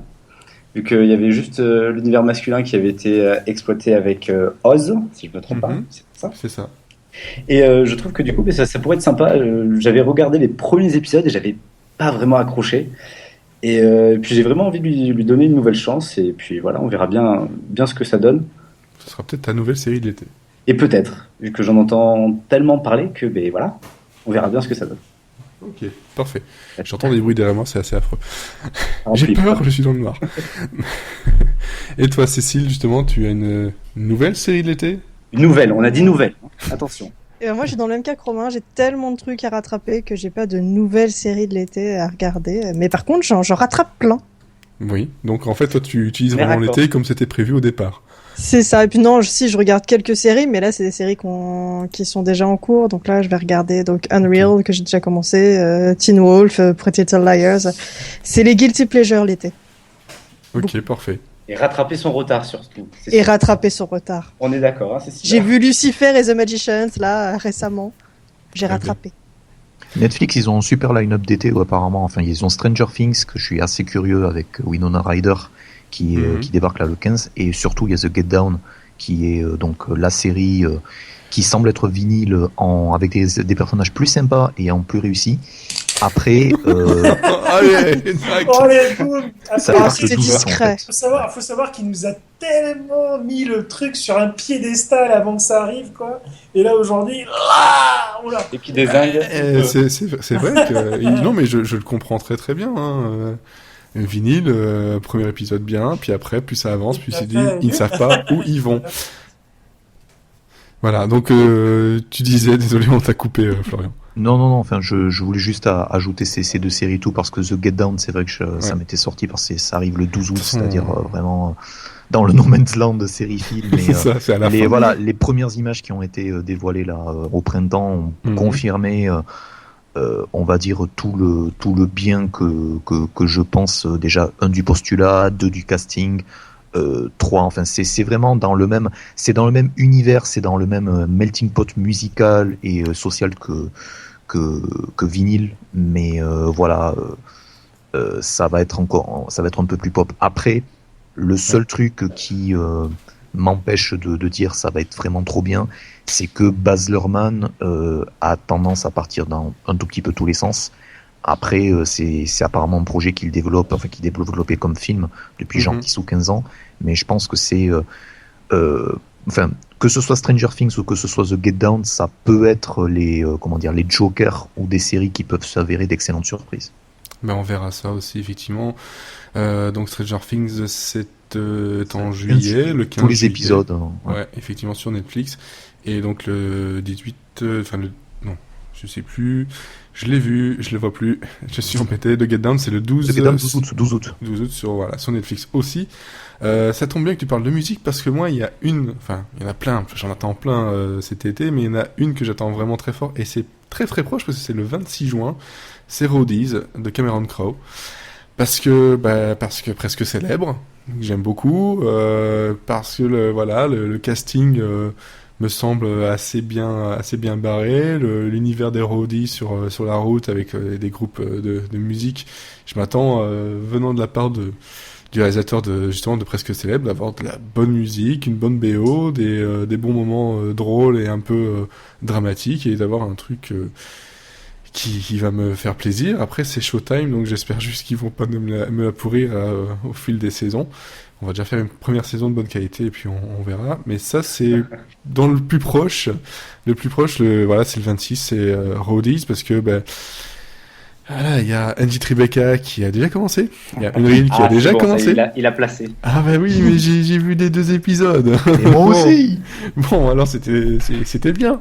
Et on peut en parler, très très bien. Les séries d'été, ça commence quand? Ça commence depuis fin mai jusqu'à août, hein, donc on peut en parler. On va en parler. C'est juste que là, celle que j'attends, que je n'ai pas encore vue, parce que bon, sinon il y a Outcast qui a commencé, Feed the Beast aussi qui a commencé. Enfin, il y a des tonnes de choses et des choses qui reviennent. Moi, mon été, il est full. Il est complètement full, et c'est pas pour faire un rapport avec la chanson de Gilbert Montagnier. Désolé, j'ai des goûts musicaux pourris là d'un coup. J'ai osé. Non, mais voilà, il y a ça, il y a Six qui pourrait m'intéresser un peu aussi, mais je pense que on pourrait faire la liste. Toi, Nicolas, je sais plus. Je t'appelle Nicolas, puis Dr. Siri toutes les 5 secondes. Oui, comme tu veux. Voilà, toi, je pense que tu as aussi des choses absolument que tu attends, ou... Parce Ah que bah je vois, oui, il y a- moi il y a Wrecked aussi qui arrive. j'attends surtout moi la saison 6 de Suits. Hein. On a dit une nouvelle On a série. dit nouvelle série. Et non, les nouvelles séries. Si, alors, nouvelle série, il y a The Preacher qui en est à son 2e épisode. Est-ce Oui. on peut parler de nouvelle série, ça ou... Oui, Non. c'est une nouvelle série. Voilà, c'est une nouvelle série. Non, moi, pour une fois, je voulais parler d'une nouvelle série qui a débuté en Australie et qui s'est finie en Australie aussi déjà. Oui. Ça a duré 6 épisodes. Wolf Creek. Non, pas du tout. Ah, zut, il y avait ça aussi. Ça s'appelle Tomorrow When the War Began. Voilà. Ok. Moi, je sais pas si vous vous souvenez, il y a quelques années, il y a un film qui est sorti comme ça, assez inaperçu, un film australien. Que j'ai jamais vu. Il est sorti en France aussi. Et voilà, c'est sorti, ça a passé un petit peu inaperçu. Exact. Bon, moi, je l'avais vu, j'avais bien aimé parce que voilà, c'est le petit truc qui est un peu qui surfe un peu sur la mode. On va dire actuellement, c'est-à-dire les romans d'adolescents, vous savez, où on met des jeunes ados en héros un peu en avant, quoi, un peu à la Oui. Hunger Games et compagnie, quoi, Maze Runner et compagnie. Donc là, bon, bah moi j'attendais le film numéro 2, et là tu me dis, mais on parle de film, pourquoi les séries d'été, ça vient où? Et ben en fait, pas de film, mais une série à la place. Et donc j'ai découvert le premier épisode que je n'ai pas du tout aimé, et après le deuxième, j'ai adoré. Ah, Donc, j'en parle parce que c'est pourquoi t'en parles si t'as pas aimé. ben voilà, parce que ça arrive parfois, on peut ne pas aimer Oui, le premier épisode, et puis comme je effectivement. me suis dit, il y en a que 6, regarde tout jusqu'au bout, Oui. et j'ai adoré, parce que voilà, on parle très peu des séries australiennes, on en parle quand de temps en temps, ben, il y en a une qui sort un peu du lot, comme par exemple The Slap, c'était une série d'été en plus, si mes souvenirs sont bons, qui Oui. était sortie en 2011, je crois, ou 2012. Mais voilà, il y avait eu, vous vous souvenez, c'était l'histoire de la gifle, la fameuse gifle qu'on donne à un enfant. Ouais. Voilà. Donc là, c'est très bien. Donc Tomorrow voilà, moi je conseille à tout le monde. Ça s'appelle Tomorrow When the War Began. Et en fait, ça raconte l'histoire donc de 8 adolescents, 8 jeunes adultes, on va plutôt dire, qui partent en week-end, en fait, dans une petite ville australienne, et puis ils reviennent de leur week-end super top, et puis en fait, là c'est la guerre, et puis leur village a été envahi, et donc bon ben voilà, va naître en fait la rébellion. Un peu. Et ce que j'ai trouvé très touchant, c'est vraiment la première fois que je trouve qu'on aborde des touches. C'est pas du tout à l'américaine, c'est traité avec beaucoup de justesse. Par exemple, je vais vous raconter une scène sans spoiler le truc, hein, mais on voit souvent aux États-Unis, voilà quoi, c'est les petits jeunes, bon bah tout de suite ils manient des armes comme personne. Ça y est, quoi, je veux dire, bon, bah, on l'a vu dans les Hunger Games et Maze Runner, quoi, les mecs, ils naissent avec un flingue dans les mains, quoi. Ben là, c'est pas le cas. Là, on voit à un moment donné, donc, un des héros perd sa mère, donc, il est énervé, il prend le fusil, et puis il se dit, je vais aller tous les buter, quoi. Et puis, il se met à un endroit pour sniper quelqu'un, et ça dure 2-3 minutes, et il n'y arrive pas, en fait, quoi. Il n'arrive pas à tirer, quoi. Et il y a toute cette psychologie du personnage qui n'arrive pas à tirer, il sait qu'il est en temps de guerre, il sait qu'il doit faire la guerre, mais il n'y arrive pas, quoi. Il a perdu sa mère, donc il en a gros sur la patate, quand même, quoi. Mais pourtant, il tire pas. Et j'ai trouvé ce moment super juste. Non, mais c'est pas évident, et c'est pas évident de le traiter avec autant de justesse dans une série, de traiter justement la rébellion aussi, parce que là, il n'y a pas que le fait de traiter la rébellion, c'est la naissance avec peu de moyens, donc ils n'ont pas été faire dans le too much. Moi, j'ai vraiment, enfin, je vous le conseille, c'est une petite série, ça dure 6 épisodes. C'est noté déjà. Voilà, à regarder si jamais. Je sais pas si c'était dans vos bloc-notes, mais. Non, pas du tout. Non, maintenant, ça tombe bien. Totalement. Non, moi, quand je t'ai dit, voilà, quand t'as dit australienne, j'ai pensé à Wolf Creek, qui a aussi 6 épisodes et qui a commencé, voilà, c'était pour cet été aussi. C'est pas du tout le même genre. C'est comment?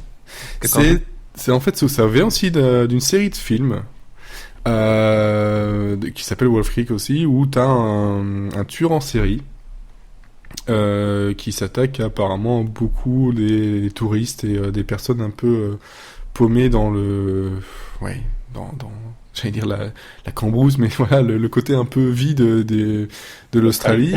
Et là, on commence avec une famille américaine en voyage en Australie. Et la fille, la jeune fille qui doit avoir 17-18 ans, a eu des problèmes apparemment.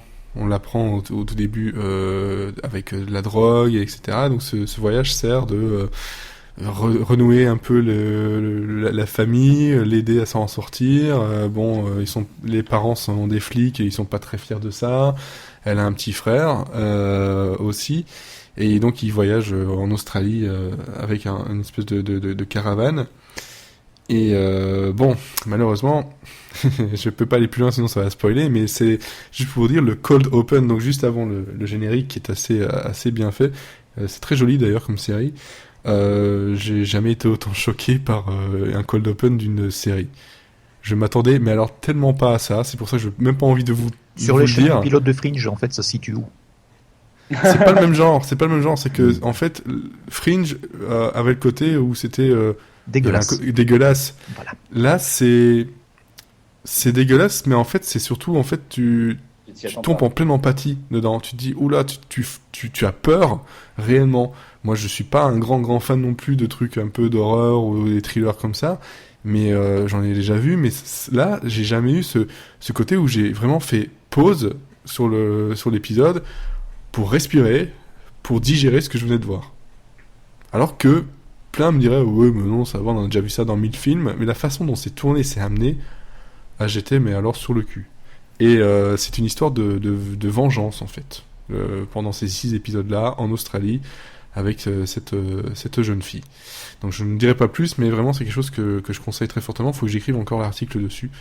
Mais voilà, c'est une des séries que j'ai vues, et je pense qu'on peut utiliser ça pour faire une petite transition sur qu'est-ce qu'on a vu dans ces séries d'été qui ont déjà commencé. À part Angie Tribeca et Unreal. Rien d'autre? Ou on parle directement de ces deux-là? Je sais pas. Oui, on peut en parler. Parle-nous enfin. Moi, j'ai envie que tu nous parles d'Angie Tribeca. Enfin, moi, j'attends que ça depuis tout à l'heure. Je trépigne, moi. Moi, je veux que tu me le vendes aussi. Angie Tribeca, tu veux que je te le vende? Tu me l'as déjà bien vendu, mais je veux encore l'entendre. Avec la saison 1. Ah ouais, fais-nous rêver, parce que moi, j'ai fait des épisodes aussi et j'ai des choses à dire. Angie Tribeca, la saison 2 m'a étonné. Parce que j'ai l'impression que ok, c'est le même genre d'humour qu'on a déjà eu, façon les films de Zucker, avec des trucs complètement barrés, des trucs, des dialogues qui jouent sur les mots, les trucs qui se passent en arrière-plan. Mais j'ai l'impression qu'ils ont essayé de mettre une petite couche un peu dark dedans, sans tomber dans le drama ou quoi que ce soit, mais les personnages ont changé. Bon, il y a eu un truc qui s'est passé entre la première saison en début d'année et maintenant qui fait que il l'explique. Mais j'ai trouvé que le rythme et la saveur avaient un peu changé. C'est toujours très drôle, mais c'est moins dans le cartoon très ensoleillé, en fait. Il est en train de dire du mal d'Angie Tribeca. Non, je dis pas du mal.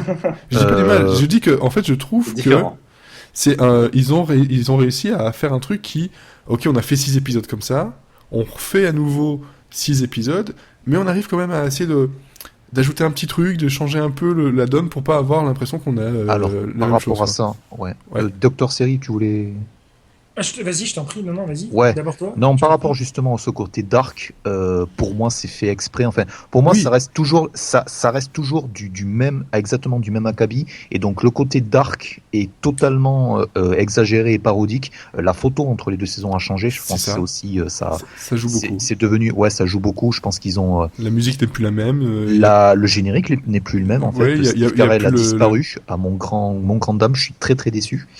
Je suis encore plus déçu de la fameuse apparition du premier épisode en fait où on nous vole une guest star absolument hallucinante de manière avec un pied de nez. Donc ça, j'ai été vraiment déçu. Je ne pardonnerai pas au scénariste d'Angie Tribeca de nous avoir volé une vraie guest star du premier épisode. Vous saurez de laquelle je parle lorsque vous verrez l'épisode. Tu vois de quel je parle? Oui, tout à fait. Bon.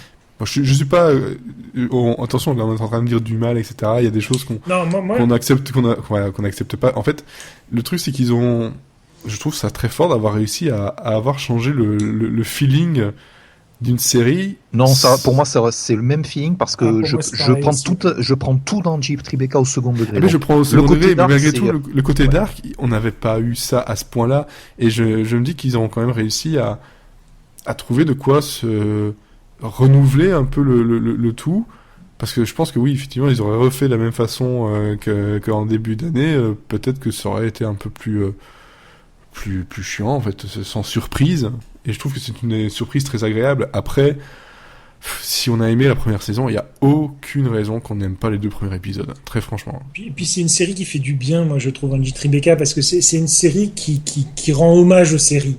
C'est une série qui en fait parodie constamment les séries télé.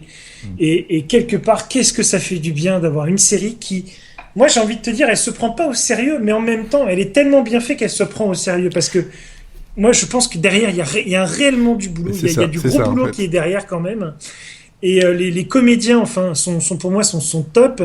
La mécanique est top. Et je pense un peu comme Florian, je pense que c'est totalement assumé ce côté un peu dark. Ah mais je pense clairement. Mais il faut le noter. Heureusement que quelque part ils sont sortis un petit peu de la première saison, parce que si c'était pour nous remettre une couche sur ce qu'ils avaient déjà fait en première saison, moi je pense que ça aurait été indigeste. Le fait qu'ils partent à l'explorer, explorer un petit peu le côté un petit peu drama. Moi, je trouve ça un peu génial. Je trouve ça super parce qu'il y a des choses à dire. Drama très rapidement, hein, entre gros guillemets. Mais ils vont quand même piocher dans les. Moi, je trouve qu'ils font référence au drama carrément, quoi. Enfin, en fait, on est passé du côté de la première saison, on était dans le procédural. Et là, on va du côté plus des procédurales, mais qui se veulent un peu dark. Mais qui se veulent tellement dark que ça en est ridicule. D'épisodes avec des personnages. Enfin, c'est des parodies de tous les seasons premières de procéduraux avec les personnages qui survivent à leur traumatisme. Donc, ce que Dr. Sherry dit, pour moi, c'est pas un hommage aux séries, c'est clairement, on se paie la tête des procéduraux parce que je pense que les scénaristes d'Andy Tribeca sont... C'est un hommage, la parodie est une forme d'hommage. C'est une forme d'hommage. Je pense pas qu'ils veulent faire du mal, c'est pas leur but, réellement, quoi. Voilà, je pense qu'ils veulent s'amuser et c'est dans ce sens-là que je me dis que c'est fait en hommage, voilà. Oui, c'est ça, mais de toute façon, la parodie est vrai que Florian, tu dis très bien, il se tape la gueule des séries. Clairement, quoi. Oui, et puis bon, par contre, moi, un truc qui m'inquiète malgré tout, où est l'inspectrice Small? Ça m'inquiète personne. Je sais pas si ici, donc Romain, toi tu ne l'as pas encore vu, et Cécile, je sais pas. Non plus, pas vu. Vous avez vu la première saison? Non. Non plus. Quoi? Vous faites partie du podcast sans avoir vu Andy Tribeca? Je sais. Moi, je croyais que ça faisait partie de la condition sine qua non de recrutement. Hein. Il fallait pas le dire, putain. Voilà, ben bravo, vous me l'avez énervé. On a essayé de se cacher comme on a pu. On n'a rien dit pendant 20 minutes. C'est ça. Voilà. Non, mais Andy Tribeca, voilà, c'est vraiment la série, quand on a aimé les Y a-t-il un flic et les Police Squad, il y a aucune raison qu'on n'aime pas ça. Fait la première saison parce on les a pas vus non plus. On peut ne pas tout aimer. Non mais voilà, en fait, faut aimer l'humour cartoon. Et l'esprit du truc. Je pense que c'est là où on comprend pas, ou peut-être on fait erreur de trop insister sur le côté, si vous aimez les Zaz, si vous aimez Y a-t-il un flic, vous allez fort, ça vous kifferez, si vous kiffez pas Zaz, pas plus que ça. Et du coup, ça donne un côté, on va dire, un tout petit peu. Quand on présente tout ça comme ça donne un cachet un tout petit peu ringard et tout. Et ce que Dr. Sely disait, c'est que c'est comme ça parodie tous les procéduraux qui sont à l'antenne en ce moment, ou tous les procéduraux des 10 dernières années, les mentalistes, les closers, tout ce que vous voulez. Quelque part, c'est quelque chose qui est extrêmement actuel. Et c'est encore plus actuel vu les promos hallucinantes, que ce soit en images ou en vidéo, qu'ils font. Alors, c'est ça. Déjà, voilà, regardez les promos sur YouTube des 2 saisons. Ça, c'est si vous ne rigolez pas ou ne souriez pas devant ça, je pense que ça va être difficile pour vous de donner une chance, parce que ce sont des promos qui sont très courtes, qui ne racontent en général rien ou quasiment rien, mais qui, si ça te fait rire, ok c'est bon. Et le pire, c'est que ça n'a aucun rapport avec l'épisode en plus. Ils prennent ça tellement hors de contexte. En plus, c'est génial. Enfin, moi, je trouve ça. Et puis si vous aimez les chiens qui mâchent du chewing-gum, qui se retrouvent en slip chez eux parce qu'ils ont bouffé de la drogue ou je sais plus quoi. Ils ont été condamnés.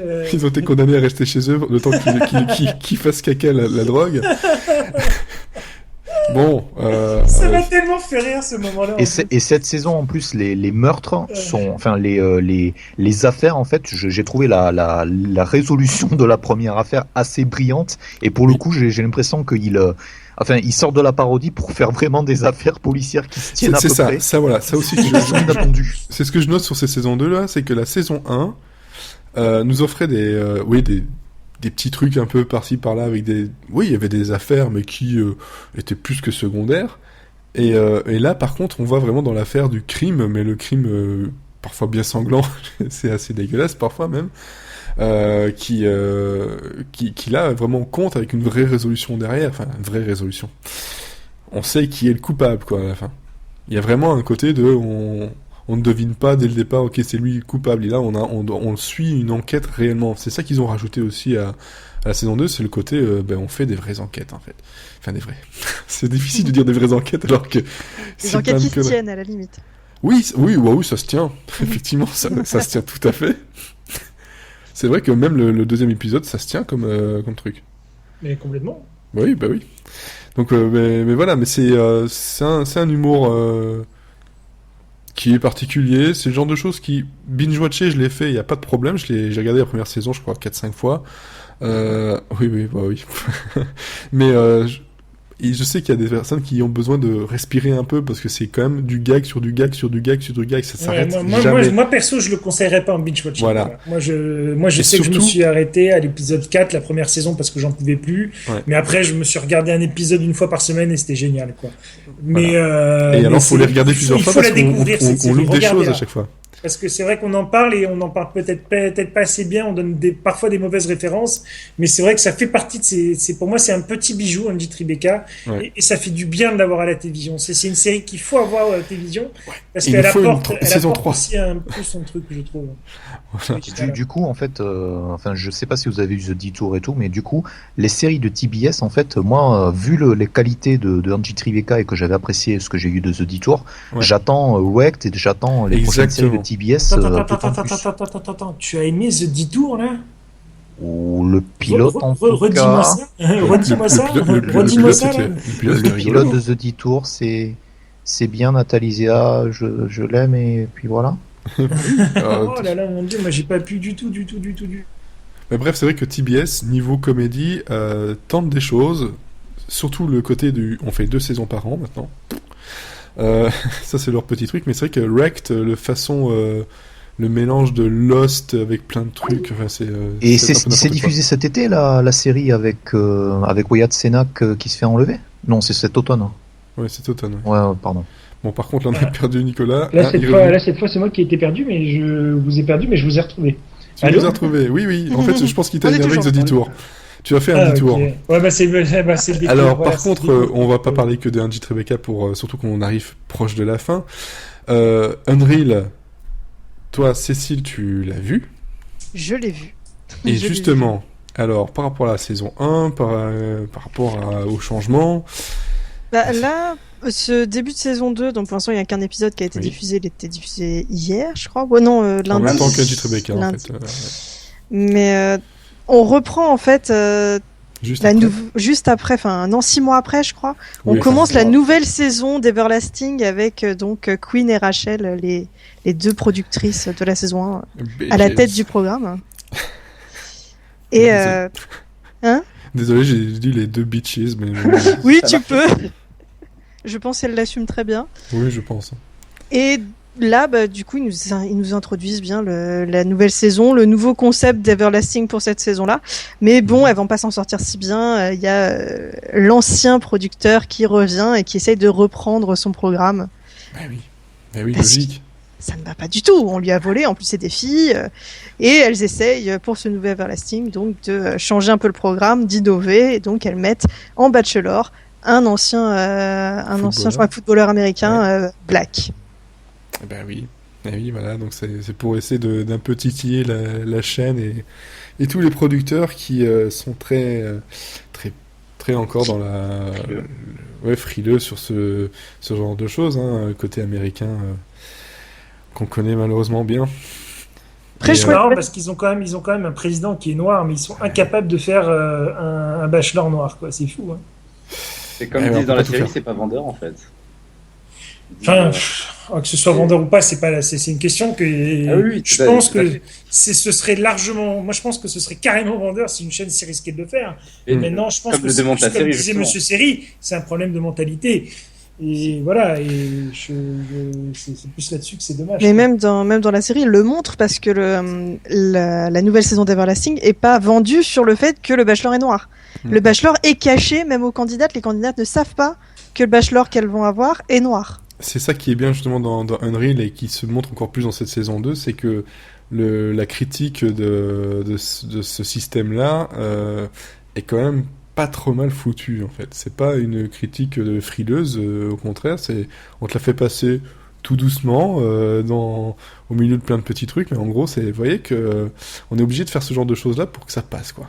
C'est quand même une très grosse satire aussi, ça se paye pas mal. Voilà, alors ça c'est très bien, Romain, ça c'est très bien que tu le dises, parce que voilà, il y a beaucoup de gens qui ont pensé que c'était quand même presque un docu-TV sur les... Non, pas du tout. Ah non, alors que pas du tout. Pas trop monté comme vachement, ça. Alors non, parce qu'on sait que, bon voilà, beaucoup de gens quand même l'ont dit, quoi, quelque part, que c'était quand même très bien fait, que ça vendait les sous, enfin pas du tout. C'est très romancé et c'est pas du tout comme ça dans la réalité.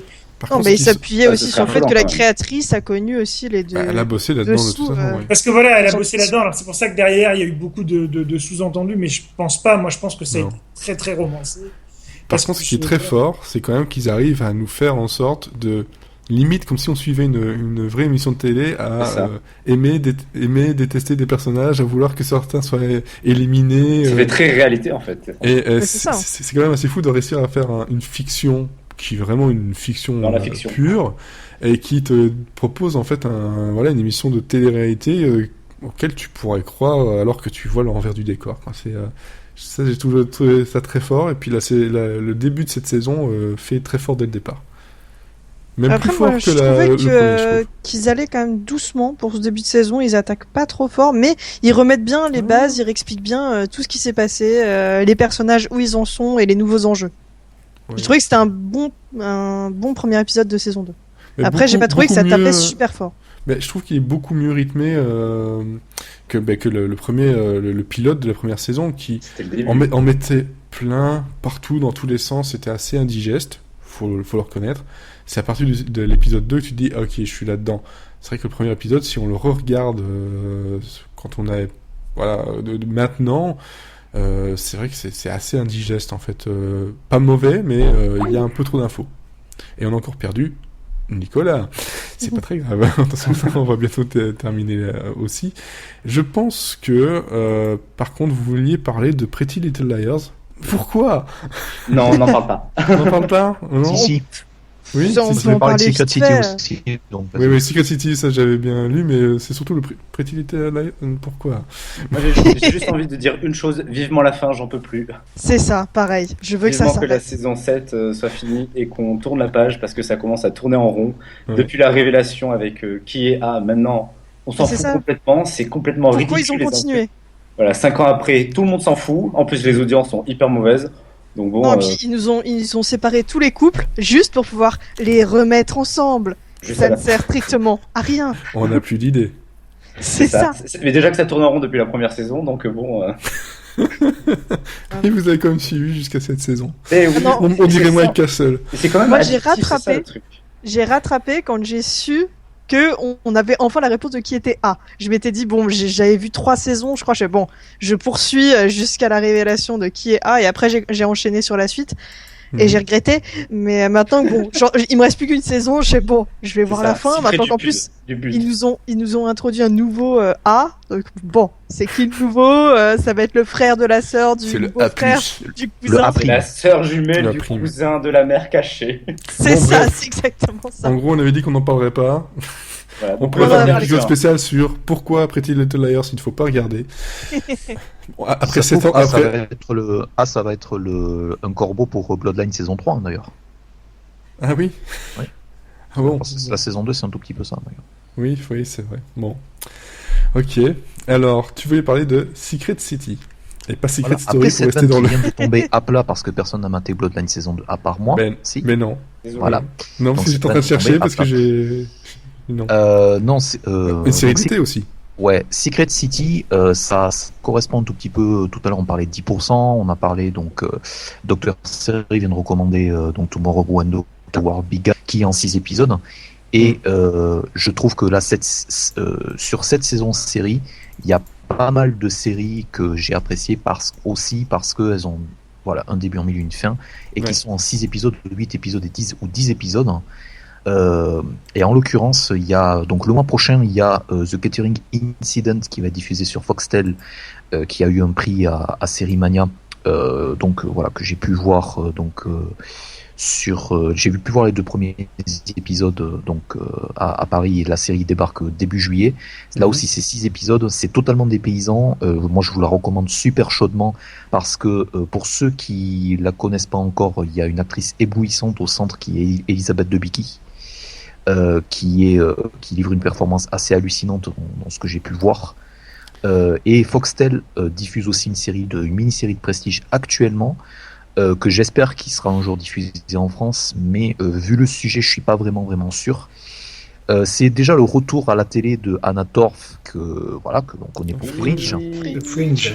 Voilà, là Anna Torv de Fringe, qui est une journaliste d'investigation australienne qui est basée à Canberra, et c'est un politique, donc Secret City, donc les 2 premiers épisodes viennent d'être diffusés en un seul bloc, donc de 1h30.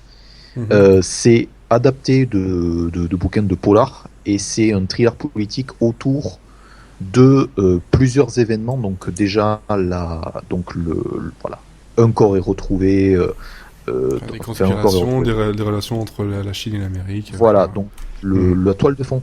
Il y a des incidents diplomatiques qui sont très bien expliqués d'ailleurs, donc je vais pas le refaire parce que c'est très très dense comme série. Il y a donc une journaliste d'investigation qui est Anna Torv, qui est très très bien renseignée, puisque son ex-mari qui est ils se sont séparés et depuis c'est devenu une femme, qui est jouée par le monsieur qui joue donc dans Justified de Wickrow, qui s'appelle Damon Herriman. Si les gens ont déjà vu Justified, il joue de Wickrow. Oui. Et donc il joue l'ex-mari qui est maintenant impliqué dans le département de renseignement. Et pendant toute la série, on le voit en fait traquer, vraiment à la trace, façon Big Brother, un tout petit peu tout ce qui se dit du côté de son ex-femme ou du côté de absolument tout le monde.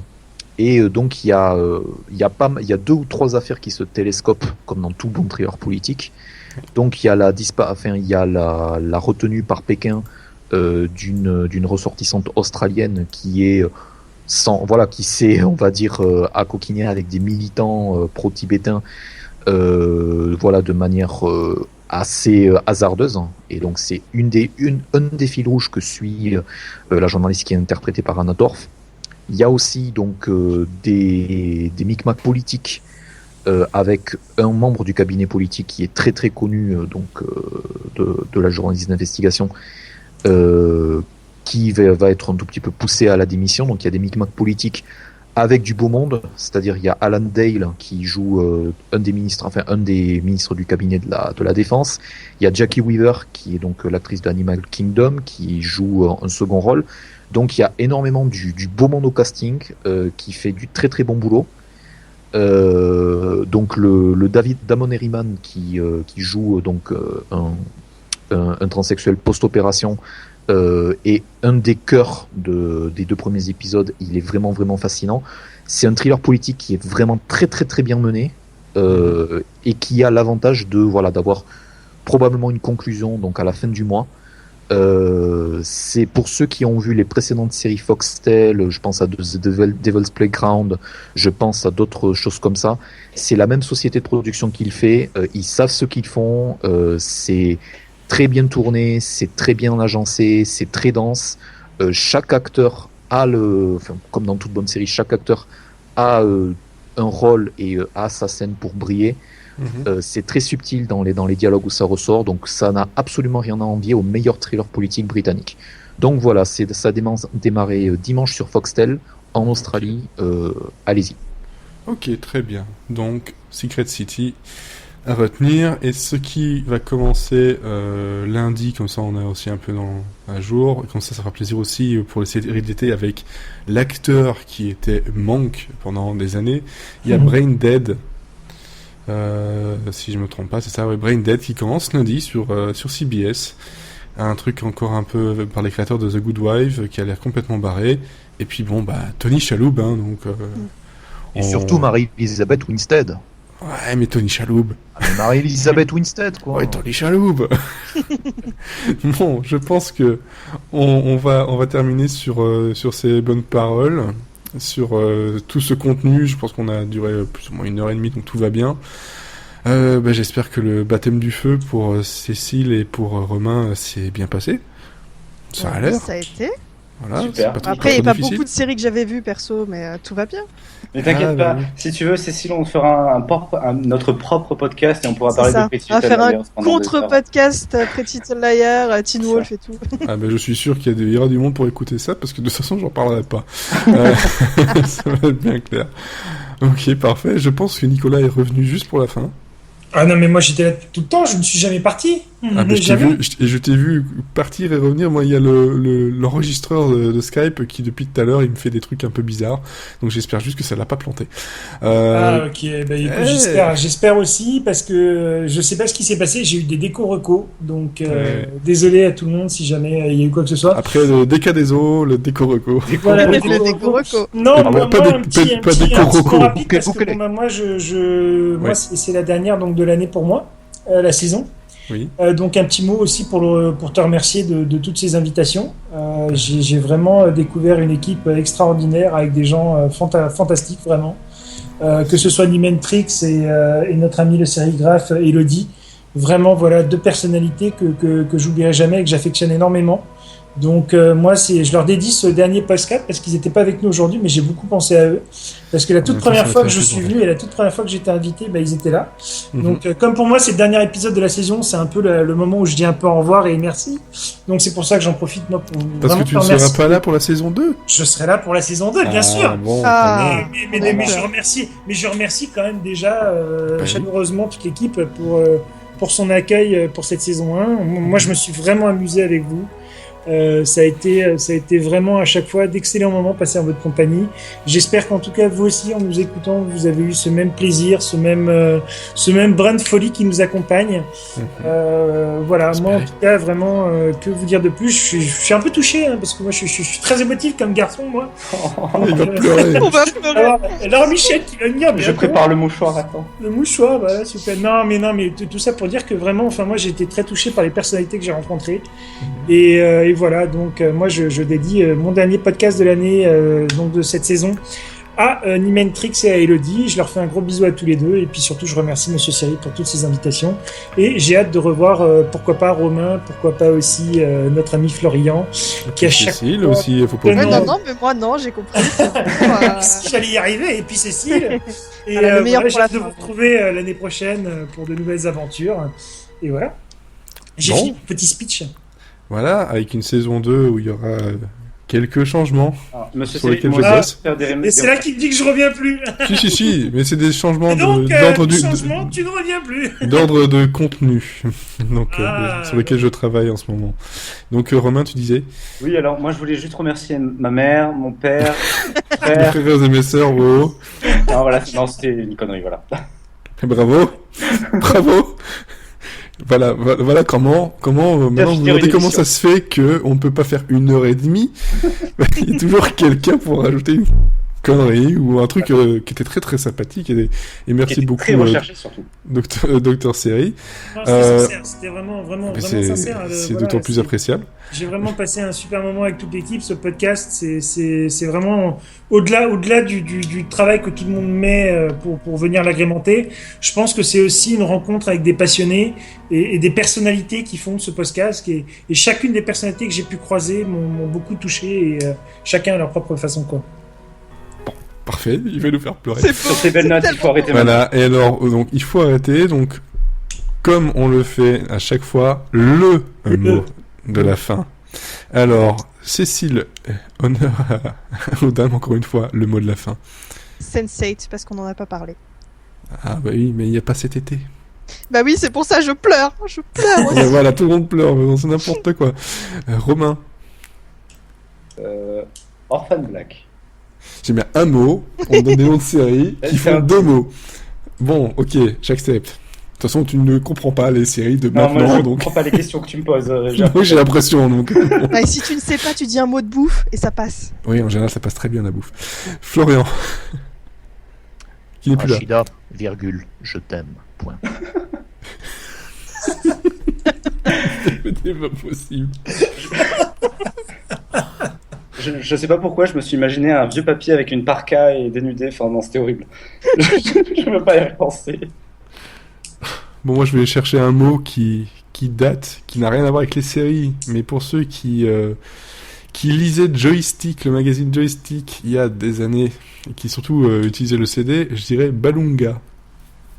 Donc, je vous propose de taper Balunga dans YouTube, Balunga. C'est un grand moment de bonheur. C'est un cheat code ou... Ah non, c'est pas un cheat code, c'est un super clip en réponse à la... Cheat code. Non, le cheat code, c'est... Ça te donnait la vie infinie dans Mario Kart, non? C'était quoi? C'est ça, oui, non. Non, mais Balunga n'est pas utilisé, mais Balunga. Bon, maintenant, je le mettrai en tag dans les vidéos, Balunga, ok. Ah, tu pourrais avoir des gens qui vont tomber sur tes vidéos pour peut-être pas les bonnes raisons. Et donc, Docteur Série, un seul mot, parce que t'en as déjà dit plein. Fin, F-I-M, parce qu'on parle de bouffe. Non, fin, parce qu'il faut arrêter le podcast, alors fin. Ah, oui, fin. Oh, mais je coupe alors. Ça marche plus. Il est où le truc? Sérieusement. Il a planté. Non. Il a tout cassé. Non, c'est vrai? Je sais pas. Je clique. Il ne peut plus rien Nous arriver d'affreux maintenant.